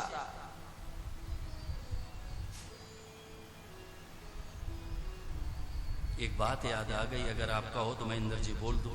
माताएं बैठी हैं, संकोच होता है, आज्ञा हो तो मैं कह दूं। एक सुदर्शन स्त्री और उसको एक महानुभाव बड़े घूर घूर के देख रहे थे बार बार। तो महिला ने जब देखा तो सोचने लगी बार बार मेरी तरफ घूर के देखते हैं। तो उसके मुंह से निकल गया कि गैरों की सूरत पर जो होते हैं सैदा, गैरों की सूरत पर जो होते हैं सैदा, वो दुनिया में रंजो अलम देखते हैं। देखने वाले भी बड़े बुद्धिमान थे, उन्होंने जवाब क्या दिया? जब उस सुदर्शन महिला के मुंह से निकला कि गैरों की सूरत पर जो होते हैं सैदा, वो दुनिया में रंजो अलम देखते हैं, तो देखने वाले ने जवाब दिया कि ना तुझसे है मतलब और ना सूरत से तेरी, हम तो मुसव्वर की कलम देखते हैं। तुझे बनाया किसने? तेरा निर्माण किसने किया? तुझे संवारा किसने? अरे रचना को देखकर रचयिता की याद आ जाए, कृति को देख करके कर्ता का चिंतन होने लगे और जगत को देख करके जगदीश की याद आ जाए तो निहाल हो जाओ हनुमानगढ़ वालों, निहाल। नारद जी महाराज के जीवन में दृष्टि डालो ना प्रिंसिपल साहब। जिस समय उत्तराखंड की धरती पर पहुंचे, अप्राकृतिक सौंदर्य को देखा, इतने गदगद हो गए महात्मा जी, इतने गदगद हो गए कि गोस्वामी जी ने लिख दिया, निरख शैल सर विपिन विभागा, निरख शैल सर विपिन विभागा,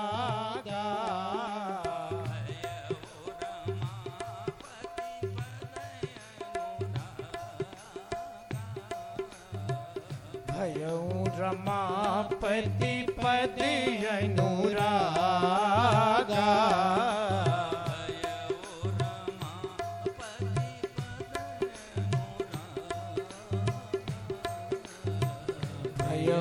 रमापति पद अनुरागा,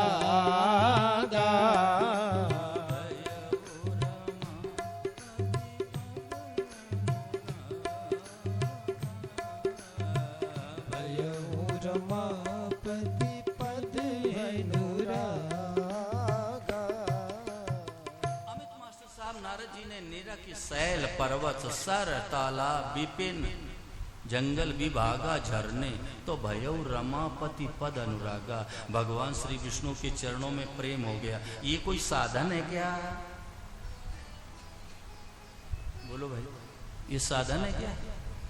नारद जी ने पहाड़ों को देखा, तालाब को देखा, जंगल को देखा, झरनों को देखा, तो भयउ रमापति पद अनुरागा, यानी भगवान श्री महाविष्णु के चरणों में प्रेम हो गया। ये सारी जी कोई साधन है, लेकिन नहीं, रहस्य ये माताओं बहनों, नारद जी महाराज ने जैसे प्राकृतिक सौंदर्य को देखा तो रचना को देख करके रचयिता की याद आ गई कि ओहो प्रभु ने कैसा जगत बनाया है, तो अनुराग हो गया, प्रेम हो गया।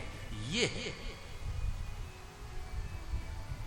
तो जो विशेषता उनकी नजर आ रही उनमें, वो उनकी व्यक्तिगत नहीं है भाई, वो भगवान की है। उनकी व्यक्तिगत मान करके वहां संबंध मत जोड़ो, फंसो मत, बस मेरा कहना ही है।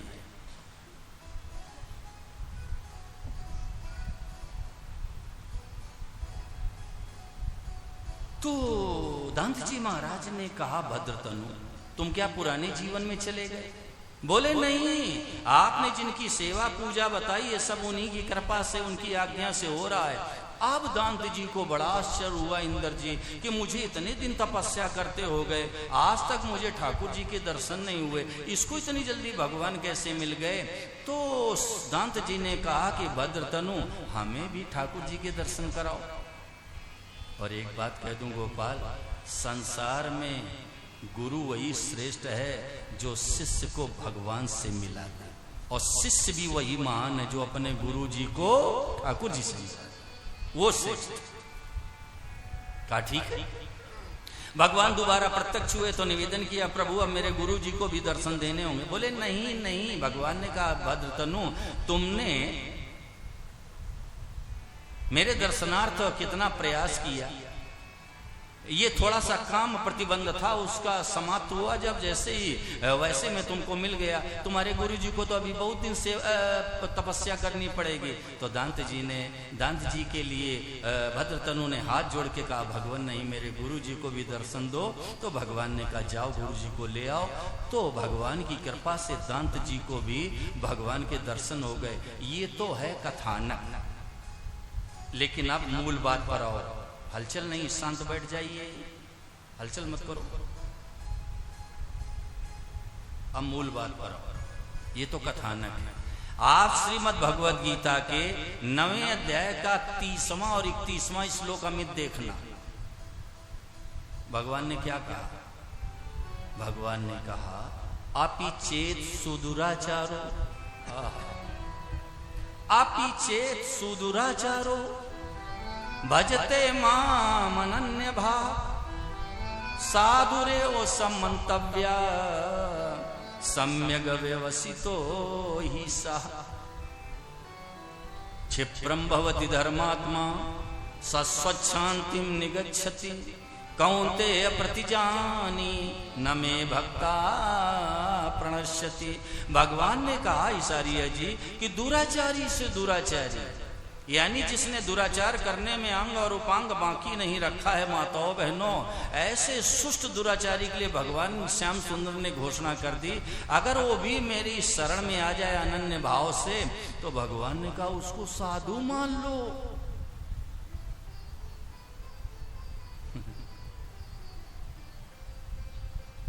अभी वो साधु है नहीं मास्टर साहब अमित जी, लेकिन ठाकुर जी कह रहे हैं मान लो साधु। क्यों? अरे इसलिए कह रहे हैं कि अंतिम पद में भगवान कहते हैं सम्यक व्यवसितो ही सा। अब उसने निर्णय कर लिया कि हे प्रभु, आज से ये पाप मैं दोबारा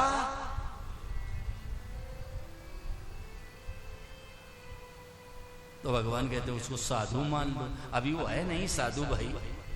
भगवान कहते मान। एक बात कहूं, पतित से पति प्राणी को परमात्मा मिल सकते हैं, लेकिन किस पतित को? जो पतित रहना नहीं चाहता है, यानी जिसको अपने पापों का प्रायश्चित है कि आज से ये काम नहीं करूंगा, उसको भगवान मिल सकते हैं। पतित से पतित व्यक्ति हो। अरे माताओं बहनों, भगवान का नाम है पतित पावन। अगर वो पतित को पावन नहीं करेंगे तो क्या पावन को पावन करेंगे गोपाल? उनका नाम ही है पतित पावन। रणजी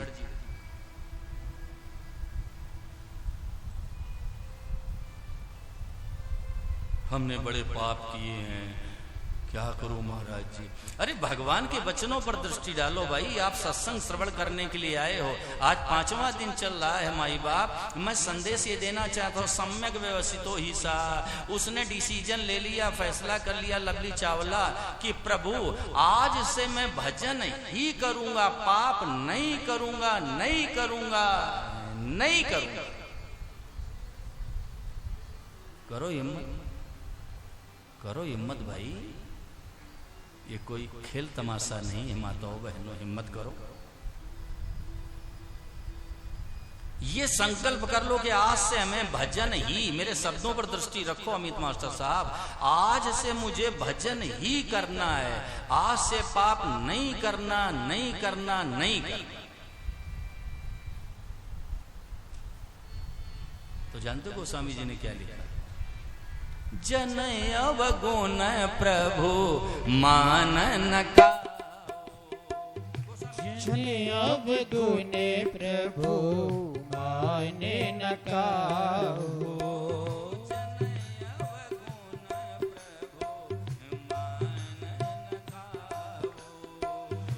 जन अवगुण प्रभु माने न काहू।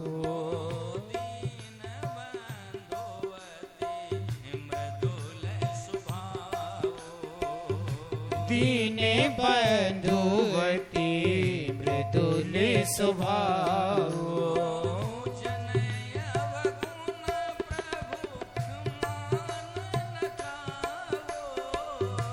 जन अवगुण प्रभु माने न काहू।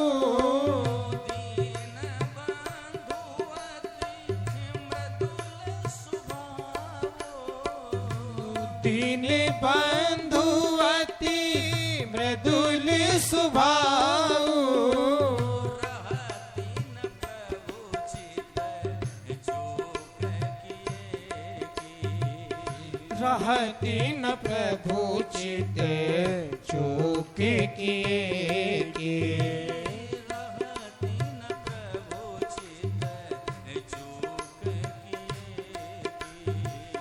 रहती न प्रभु चित चूक किए की।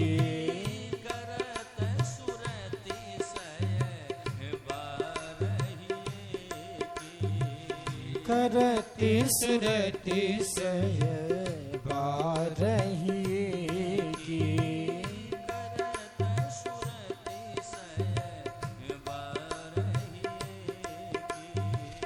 करत सुरति सय बारही मेरे राम जी का, मेरे प्रभु का, मेरे गोविंद का स्वभाव ऐसा है कि वो बुराई को देखते ही नहीं। करत सुरति 100 बार ये कि अच्छाई को 100 बार याद करते हैं कि अब ये क्या चाहता है, इसकी वर्तमान स्थिति क्या है। यहां से वहां तक जितने लोग बैठे हैं, कोई खड़े होकर के मुझे एक नाम बता दो पूरी धरती में जिसका निर्दोष जीवन हो, बताना जरा। एक नाम बता दो पूरी धरती में। अरे भगवान को माफ करना पड़ता है ईसारिया जी। जितने भी संत हुए, महात्मा हुए, धर्मात्मा हुए, महापुरुष हुए, भक्त हुए, भगवान की कृपा से माफ करने से हुए। नहीं तो एक नाम बता दो मुझे पूरी धरती में हमने पाप किए। लेकिन याद रखना, सम्यक व्यवसितो ईसा। अब उसने फैसला कर लिया कि आज से मुझे भजन ही करना है, अब पाप नहीं करूंगा, नहीं करूंगा, नहीं करूंगा। दोबारा कर दिया गोपाल जी तो याद रखना वज्र ले पाप हो जाएगा, कभी नहीं मिटेगा। ये सुनकर के ऐसा मत कर लेना कि पाप करते रहो, बस कहते रहो अब नहीं करूंगा, फिर करो, फिर नहीं करूंगा। वज्रलेप हो जाएगा, फिर नहीं मिटेगा। एक बार कह दिया तो बस कह ही दिया। सम्यक व्यवस्थित तो ही सा।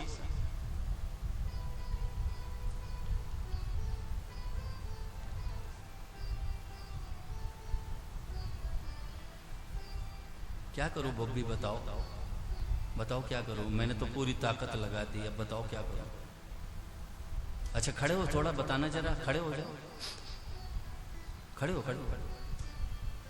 अच्छा ये बताओ, पाप में ज्यादा ताकत है, शक्ति है, बलवान है कि भगवान ज्यादा शक्तिशाली है? ये कैसे आपने जाना कि भगवान शक्तिशाली है? क्या कह रहे हैं? अच्छा, बड़ी कृपा की, कम से कम मेरे प्रवचनों से तो ये समझ लिया, बड़ी कृपा की। अब सुनो, जब आप मेरे प्रवचनों से ये समझ गए कि भगवान शक्तिशाली हैं, ज्यादा बलवान है, तो फिर पापों की चिंता क्यों भाई?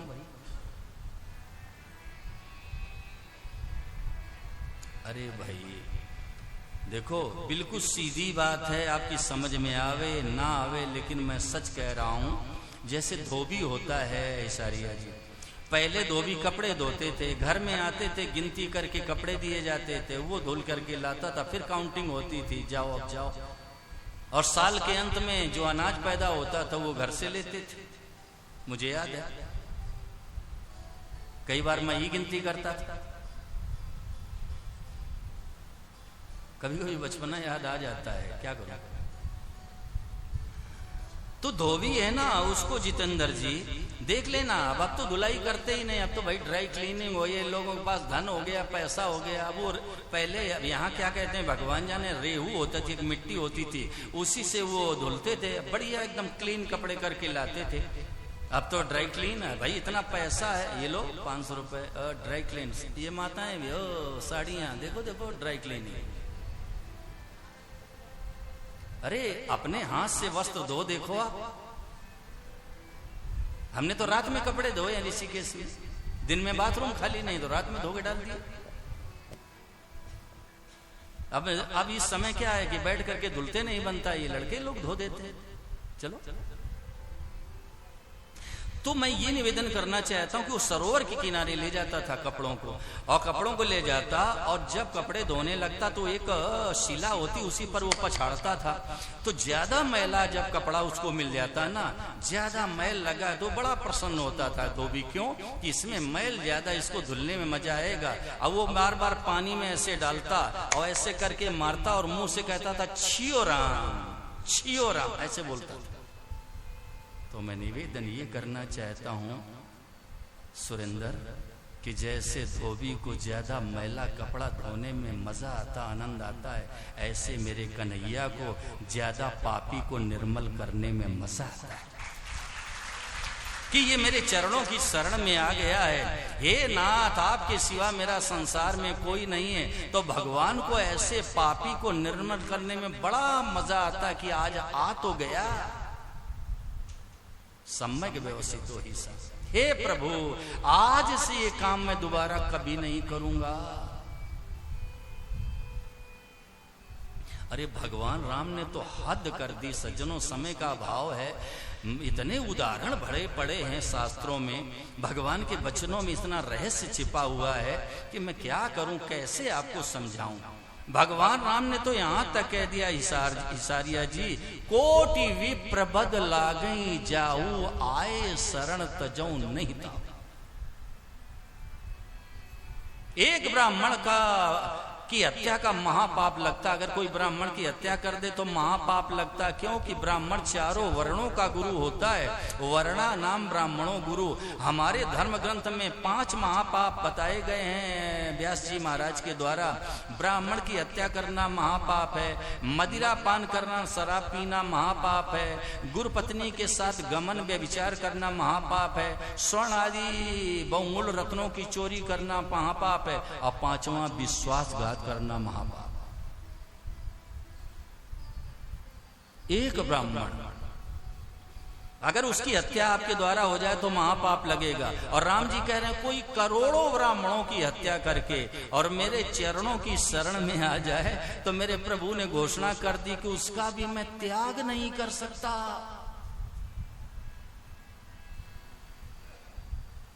इतना बड़ा पाप किया है क्या किसी ने? बोलो भाई। बुराड़िया जी कहां बैठे हैं? बुढ़ानिया जी, मेहर वाला कहां हो? हाथ ऊंचा करो भाई। है? अच्छा जरा बताना, इतना बड़ा पाप हुआ है क्या बुढ़ानिया जी आपके द्वारा? हुआ है, करोड़ों ब्राह्मणों की हत्या हुआ है क्या? शांति से बैठ जाओ बुढ़ानिया जी। अरे भगवान राम कह रहे हैं मदन जी की करोड़ों ब्राह्मणों की हत्या करके और मेरे चरणों की शरण में आ जाए, हे नाथ आज से ये काम कभी नहीं करूंगा। तो भगवान कह रहे हैं उसका मैं त्याग नहीं कर सकता। इतना बड़ा पाप किसने किया है भाई? देखो इसमें रहस्य है श्याम सुंदर। राम जी क्यों कह रहे हैं? राम जी हवा में नहीं बोल रहे हैं, राम जी इसलिए कह रहे हैं, आगे उसी के कहा उन्होंने। राम जी ने क्या आगे कहा? सन्मुख हो ये जीव मोहि जब, सन्मुख हो ये जीव मोहि जब,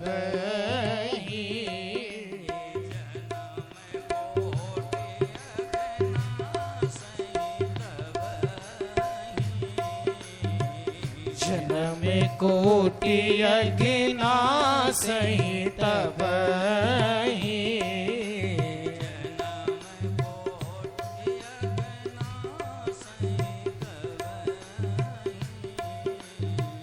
जन्म कोटि अज्ञाना सही तबहि,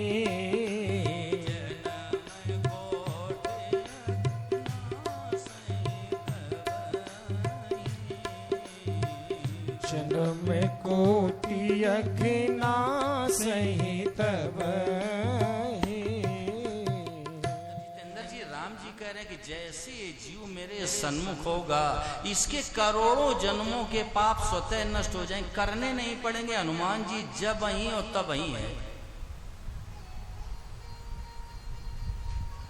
लो अरे भाई जितने भी पाप हैं ताप हैं ये सब भगवान की विमुखता पर टिके हैं ईसारिया जी। हम भगवान से विमुख हैं तो ये पाप ताप सब सता रहे हैं। अब हम प्रभु के सन्मुख हो गए तो बताइए पाप कैसे रहेंगे। महाराज जी ने कहा संसार में 1.5 पाप है और 1.5 ही पुण्य है। जीवन में दुर्गुण दुराचार को स्थान देना अमित मास्टर साहब आधा पाप है, लेकिन भगवान से विमुख हो जाना पूरा पाप है। और जीवन में सद्गुण सदाचार को स्थान देना आधा पुण्य है, लेकिन ठाकुर जी के सन्मुख हो जाना पूरा पुण्य है। भगवान ने कहा जैसे सन्मुख होगा करोड़ों जन्मों के पाप नष्ट हो जाएंगे। फिर मैं कह रहा हूं कि ये सुनकर के आप ऐसा मत कर लेना कि बार बार पाप करते रहो सन्मुख हो जाओ। अब सन्मुख होने के बारे में बहुत सारे लोगों को पता नहीं है कि सन्मुख होना क्या है, उसका प्रोसेस क्या है, प्रक्रिया क्या है। तो ध्यान दे के सुनो। परमात्मा से हम सभी का अनादिकाल से जो स्वाभाविक स्वतंत्र अटूट नित्य आत्मीय है। ऐश्वर्या जी भगवान से आत्मीय संबंध है हमारा, और उसी संबंध को स्वीकार कर लेना इसको कहते हैं सन्मुख हो जाना। अगर सीधे शब्दों में सुनना चाहते हो तो बोलो तो सही, हृदय से बोलो, क्योंकि इस समय भाव बना हुआ है। आप मेरे पीछे बोलो और इतनी जोर से बोलो कि हमारे प्रभु और राधा रानी वो भी हिल जाएं बैठे हुए। आप इतनी जोर से बोलो, बोलो हे नाथ, हे प्रभु, हे मेरे स्वामी, मैं तो केवल आपका ही हूं और केवल आप ही हमारे हैं,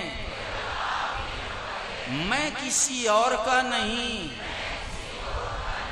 हमारा कोई और नहीं। ये है सन्मुख होना, ये है। अब पाप टिकेंगे, पापों में ताकत है।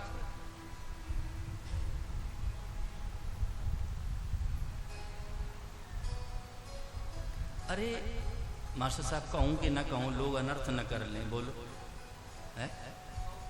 अरे ये पाप हमारे तक पहुंचते ही नहीं भाई, ये हमारे तक नहीं पहुंचते भाई। आप जरा राम कुमार जी बताना, ऊपर से चिपकाई हुई चीज कितने दिन स्थायी रहेगी? आपने पापों को इतना महत्व दिया है। ध्यान दे के सुनो, मैं हाथ जोड़ के निवेदन कर रहा हूं। आपने जितना पापों को महत्व दिया है ना, उतना अगर भगवान को देते तो यहां हनुमानगढ़ में महात्मा बन जाते। पापों को इतना महत्व दे दिया, बड़े शक्तिशाली, बड़े पावरफुल हैं पाप। इतना महत्व भगवान को दिया होता निहाल हो जाते। अरे भाई मास्टर साहब, ये मल पीछे आया है, अमल हम पहले हैं। ईश्वर अंश जीव अविनाशी चेतन अमल, ये पाप तो बाद में है, मल तो बाद में आया है भाई। जबरदस्ती हम पापी हैं।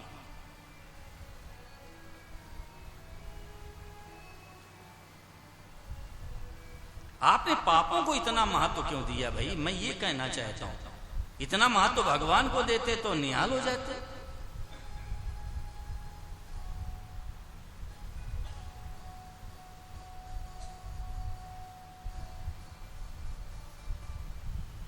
हाँ, एक बात और है कि जैसे पूर्व में आपके द्वारा कोई पाप हो गया, कुसंग से हो गया, असावधानी से हो गया, लापरवाही से हो गया, और उसकी याद आ गई इंद्र जी, और आप उसमें सुख लेने लगे, रस लेने लगे, तो याद रखना वो नया बन जाएगा। पूर्व में आपसे कोई पाप हो गया है और उसका स्मरण हो गया, अब उसमें रस लेने लगे, ईश्वर बेटे उसमें रमण करने लगे, सुख लेने लगे, वो नया बन जाएगा। तो क्या करो, अगर पुराने पाप की याद आ जाए तो उस समय भगवान से प्रार्थना करो, हे नाथ बचाओ, मेरे प्रभु बचाओ। और कोई उपाय नहीं, और कोई उपाय नहीं है। बचाओ मेरे नाथ, बचाओ मेरे प्रभु। आर्त भाव से भगवान को पुकारो। पुराने पाप का स्मरण होवे तो चिल्लाने लगो, हे नाथ बचाओ, प्रभु मेरे नाथ बचाओ। संतों ने समझाया, एक संत बोल रहे थे इसारिया जी मंच पर, और किसी सुदर्शन स्त्री की तरफ नजर चली गई। तो हुआ क्या कि विकार पैदा हुआ, तो चिल्लाने लगे चोर चोर चोर। तो सभा के लोग खड़े हो गए, बोले महाराज कहाँ है चोर? बोले चला गया, चला गया। अरे भाई चोर आ गया था, विकार पैदा हो गया। तो हल्ला करने लगे चोर चोर चोर। लोग सब खड़े हो गए, महाराज कहाँ है चोर? बोले चला गया। पुराने पाप की याद आ जाए, उस समय भगवान को पुकारो, हे नाथ, हे प्रभु, हे स्वामी, बचाओ मेरे नाथ, बचाओ, ऐसे पुकारो। अरे श्रद्धालु ध्यान दें, अगर आप अपने कर्मों की तरफ दृष्टि रखोगे किसी जन्म में कल्याण नहीं होगा। हम अपने कर्मों की तरफ दृष्टि रखेंगे किसी जन्म में उद्धार नहीं होगा। अगर उद्धार करना है, कल्याण करना है, तो अपने कर्मों की तरफ नहीं, भगवान के स्वभाव की तरफ दृष्टि रखो कि जब भी मेरा कल्याण होगा, उद्धार होगा, भगवान की कृपा से होगा। मेरे प्रभु बड़े दयालु हैं, मेरे प्रभु पतित पावन हैं, मेरे नाथ तो बड़े कृपालु हैं। ऐसे भगवान के स्वभाव की तरफ दृष्टि रखो, कर्मों की तरफ नहीं, कभी नहीं होगा कल्याण।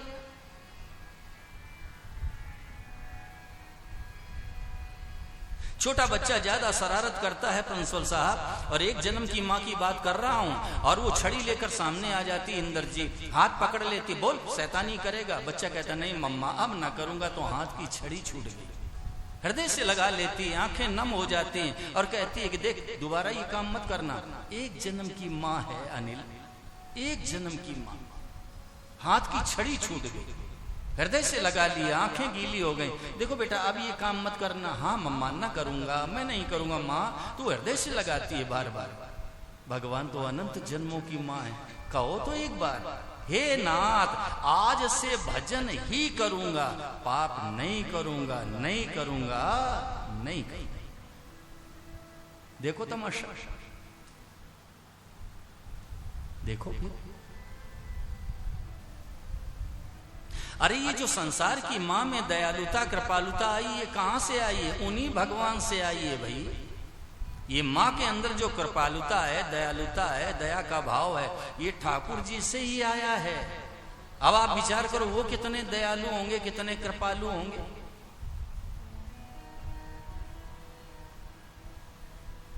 जी एक बल्ब लगवाते हो पैसा देना पड़ता है कि नहीं? सच्ची बताना, सच्ची बताओ हनुमान जी, घर में एक बल्ब लगवाते हो पैसा देना पड़ता है कि नहीं? और इतने दिन से भगवान भास्कर की रोशनी मिल रही है, टैक्स देते हो क्या?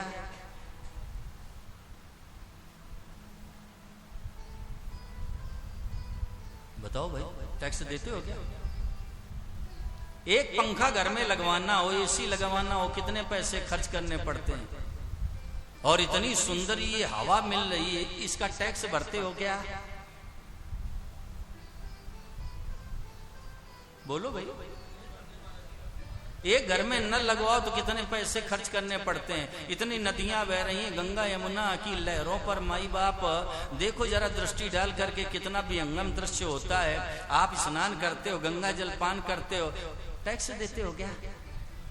अब आप विचार करो, जिसकी प्रकृति इतनी दयालु है, जिसकी प्रकृति इतनी दयालु है, तो वो कितना दयालु होगा सोचो आप। जिसकी प्रकृति इतनी दयालु है माई बाप कि फल खाने को दे रही है, जल पीने को दे रही है, जीवन जीने के लिए वायु दे रही है, प्राणों की रक्षा के लिए धूप मिल रही है भगवान भास्कर से। जिसकी प्रकृति इतनी दयालु है, तो वो ठाकुर जी कितने दयालु होंगे, कल्पना करो। भगवान में तीन बातें हैं माताओं बहनों, भगवान सर्वज्ञ हैं, परमात्मा दयालु हैं, और भगवान समर्थ हैं, लवली चावला। भगवान सर्वज्ञ हैं, सब जानते हैं। जरा आप लोग विचार करो, यहां से वहां तक हमारे मन में जितनी बातें दिन भर में आती हैं, अगर ये संसार जान जाए तो कितने बार मार पड़े। ओम जी विचार किया? हमारे मन में दिन भर में जितनी बातें आती हैं, अगर ये संसार जान जाए तो कितने बार मार पड़े, सोचो आप। और भगवान तो सर्वज्ञ हैं, सब जानते हैं। तो भगवान सर्वज्ञ हैं तो हमारे हृदय की जानते हैं। हमारे दुख को जानते हैं। और भगवान दयालु हैं तो हमारे दुख को देख के करुणित हो जाते हैं, क्योंकि वो दयालु हैं। और भगवान समर्थ हैं, कर्तुम अकर्तुम अन्यथा कर्तुम समर्था, भगवान सर्व समर्थ हैं। तो मैं संदेश ही देना चाहता हूं कि वो समर्थ हैं तो हमारे दुख का निवारण भी कर सकते हैं। लेकिन पीड़ा का विषय ये है, मैं गौ माता के पावन श्री चरणों में बैठ के श्री राधा रानी की और बिहारी जी के पावन सानिध्य में बैठ करके निवेदन ये करना चाहता हूं कि ऐसे सर्वज्ञ दयालु समर्थ भगवान के रहते हुए हम लोग दुख पा रहे हैं। जो हमारे दुख को जानते हैं, हमारे दुख को देख के करुणित हो जाते हैं, जो हमारे दुख का नाश कर सकते हैं, ऐसे भगवान के रहते हुए गोपाल जी हम लोग दुख पा रहे हैं। ये क्या है? ये केवल अपना प्रमाद है और कुछ नहीं।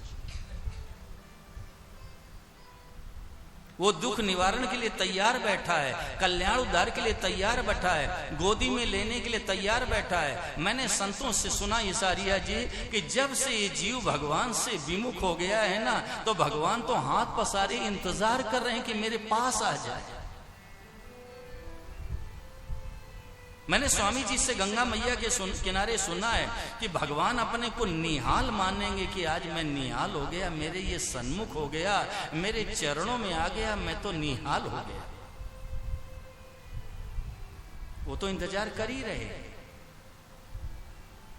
ये जितनी भी देर है, विलंब है, ये सब हमारी तरफ से। ईसारिया जी मैं सच कहता हूं, ठाकुर जी के सामने बैठ करके ये जितना विलंब है सब हमारी तरफ से है।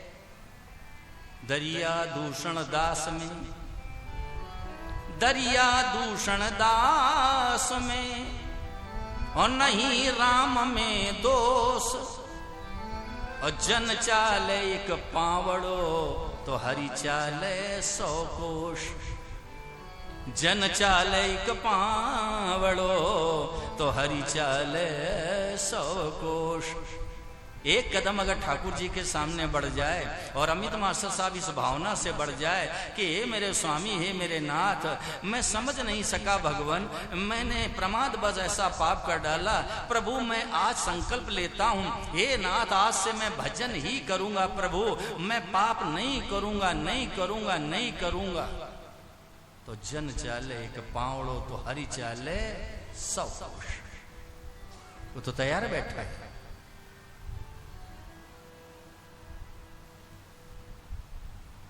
तैयार बैठा है भाई, गोद में लेने के लिए, गोदी में लेने के लिए तैयार बैठा है। क्यों? अरे भाई हम सब प्यारे प्यारे बेटा बेटी हैं, इतना दुलार दे दिया भगवान ने। हिसारिया जी मेरी तरफ आंखें करो, मेरे ठाकुर जी ने इतना दुलार, इतना प्यार दे दिया कि हम लोग लाड़ में बिगड़ गए। संसार में दृष्टि डाल के देख लो, किसी बच्चे को माँ ज्यादा लाड़ दुलार कर देती है ना, पिता ज्यादा लाड़ दे देता है तो बच्चा बिगड़ जाता है। ऐसे भगवान ने इतना लाड़ दे दिया, इतना लाड़ प्यार दे दिया। अरे लाड़ प्यार ना दिए होते तो आप सत्संग में आते?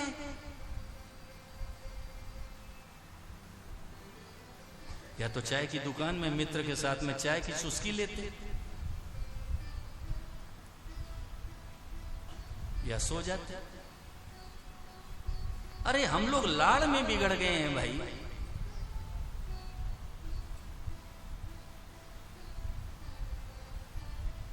स्वामी श्री शरणानंद जी महाराज से मास्टर साहब किसी ने कह दिया, महाराज जी जरा ये बताओ कि भगवान कल्याण कर देंगे, उद्धार कर देंगे, अपना दर्शन दे देंगे, हमें सदा के लिए सुखी कर देंगे, हमारे अंदर ऐसी पात्रता है क्या? तो उन्होंने जवाब दिया, यार पात्र क्यों बन रहे हो, पुत्र बनो ना। माँ बेटे से इसलिए प्रेम करती है क्या कि इतना काम करता है इसलिए मैं इससे प्रेम करूं? अरे बच्चा काम करे न करे माँ तो हृदय से लगाएगी। और बेटे का हक पिता की संपत्ति पर स्वाभाविक लगता है। उन्होंने कहा पात्र मत बनो भैया, पुत्र बनो। हमारा स्वाभाविक हक लगता है अपने पिता की संपत्ति पर। हिसारिया जी पात्र की बनने की कोशिश मत करो, पुत्र बनो।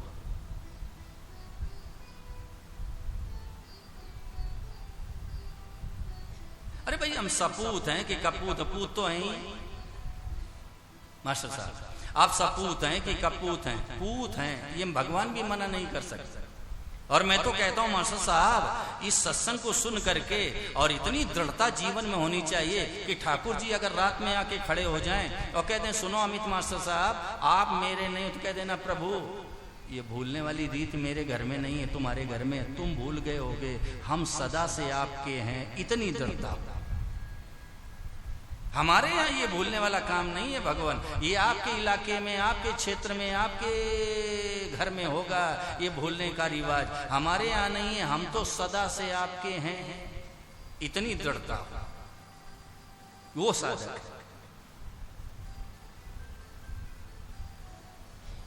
कह देना डरना मत, डरना मत, कह देना, कह देना आप भूल गए होगे, हमारे यहाँ भूलने की रीत नहीं भाई, ये आपके यहां होगी। हम सदा से आपके हैं। अब हम कामी हैं, क्रोधी हैं, लोभी हैं, मोही, जैसे हम आपके हैं बस। और मैं सच कहता हूं राम कुमार जी, अगर सच्चे हृदय से कोई ऐसा निवेदन कर दे भगवान से कि प्रभु हम कामी हैं, क्रोधी हैं, लोभी हैं, मोही हैं, जैसे भी हम तो मेरे नाथ आपके हैं, मैं सच कहता हूं सारी जिम्मेदारी सुधार करने की गोविंद की हो जाएगी। जरा बताना, अगर संसार में बेटा कोई लोक मर्यादा के विरुद्ध चलता है, गलत काम करता, तो शर्म किसको आती है? बोलो बोलो सुरेंद्र, है? बाप को शर्म आती है कि मेरी औलाद ये काम कर रहा। तो जब हमने परमात्मा के चरणों में अपने को न्यौछावर कर दिया, हे नाथ आपके सिवा मेरा संसार में कोई नहीं है, अब हमारे द्वारा अगर कोई दोष होगा, गलत काम होगा, तो शर्म ठाकुर जी को लगेगी।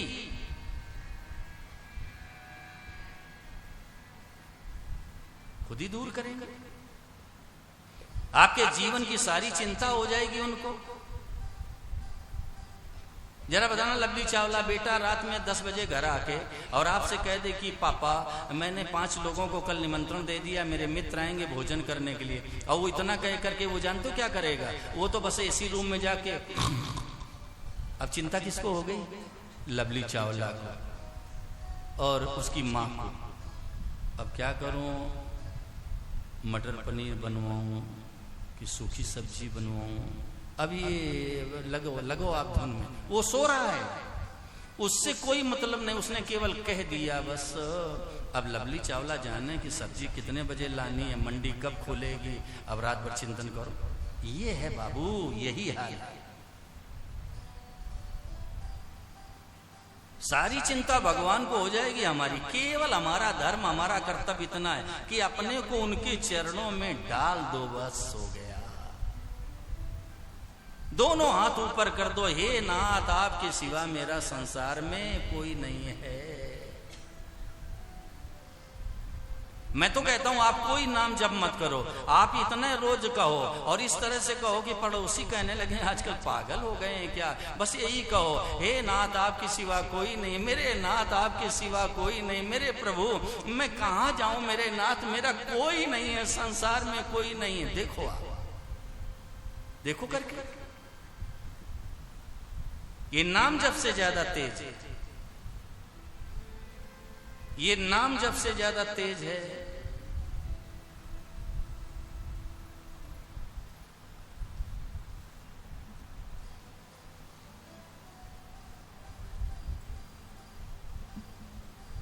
केवल 2 दिन बचे बस। अन्य लोगों को लाने का प्रयास करो, ऐसा निवेदन आप सभी से। गीता प्रेस की स्टॉल भी लगी, अच्छे अच्छे ग्रंथ आए, दृष्टि डालो, इन साहित्य को घर ले जाओ।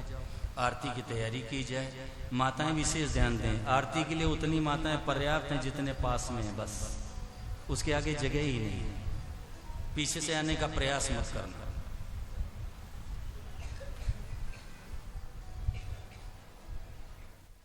सब अपने स्थान पर खड़े हो जाओ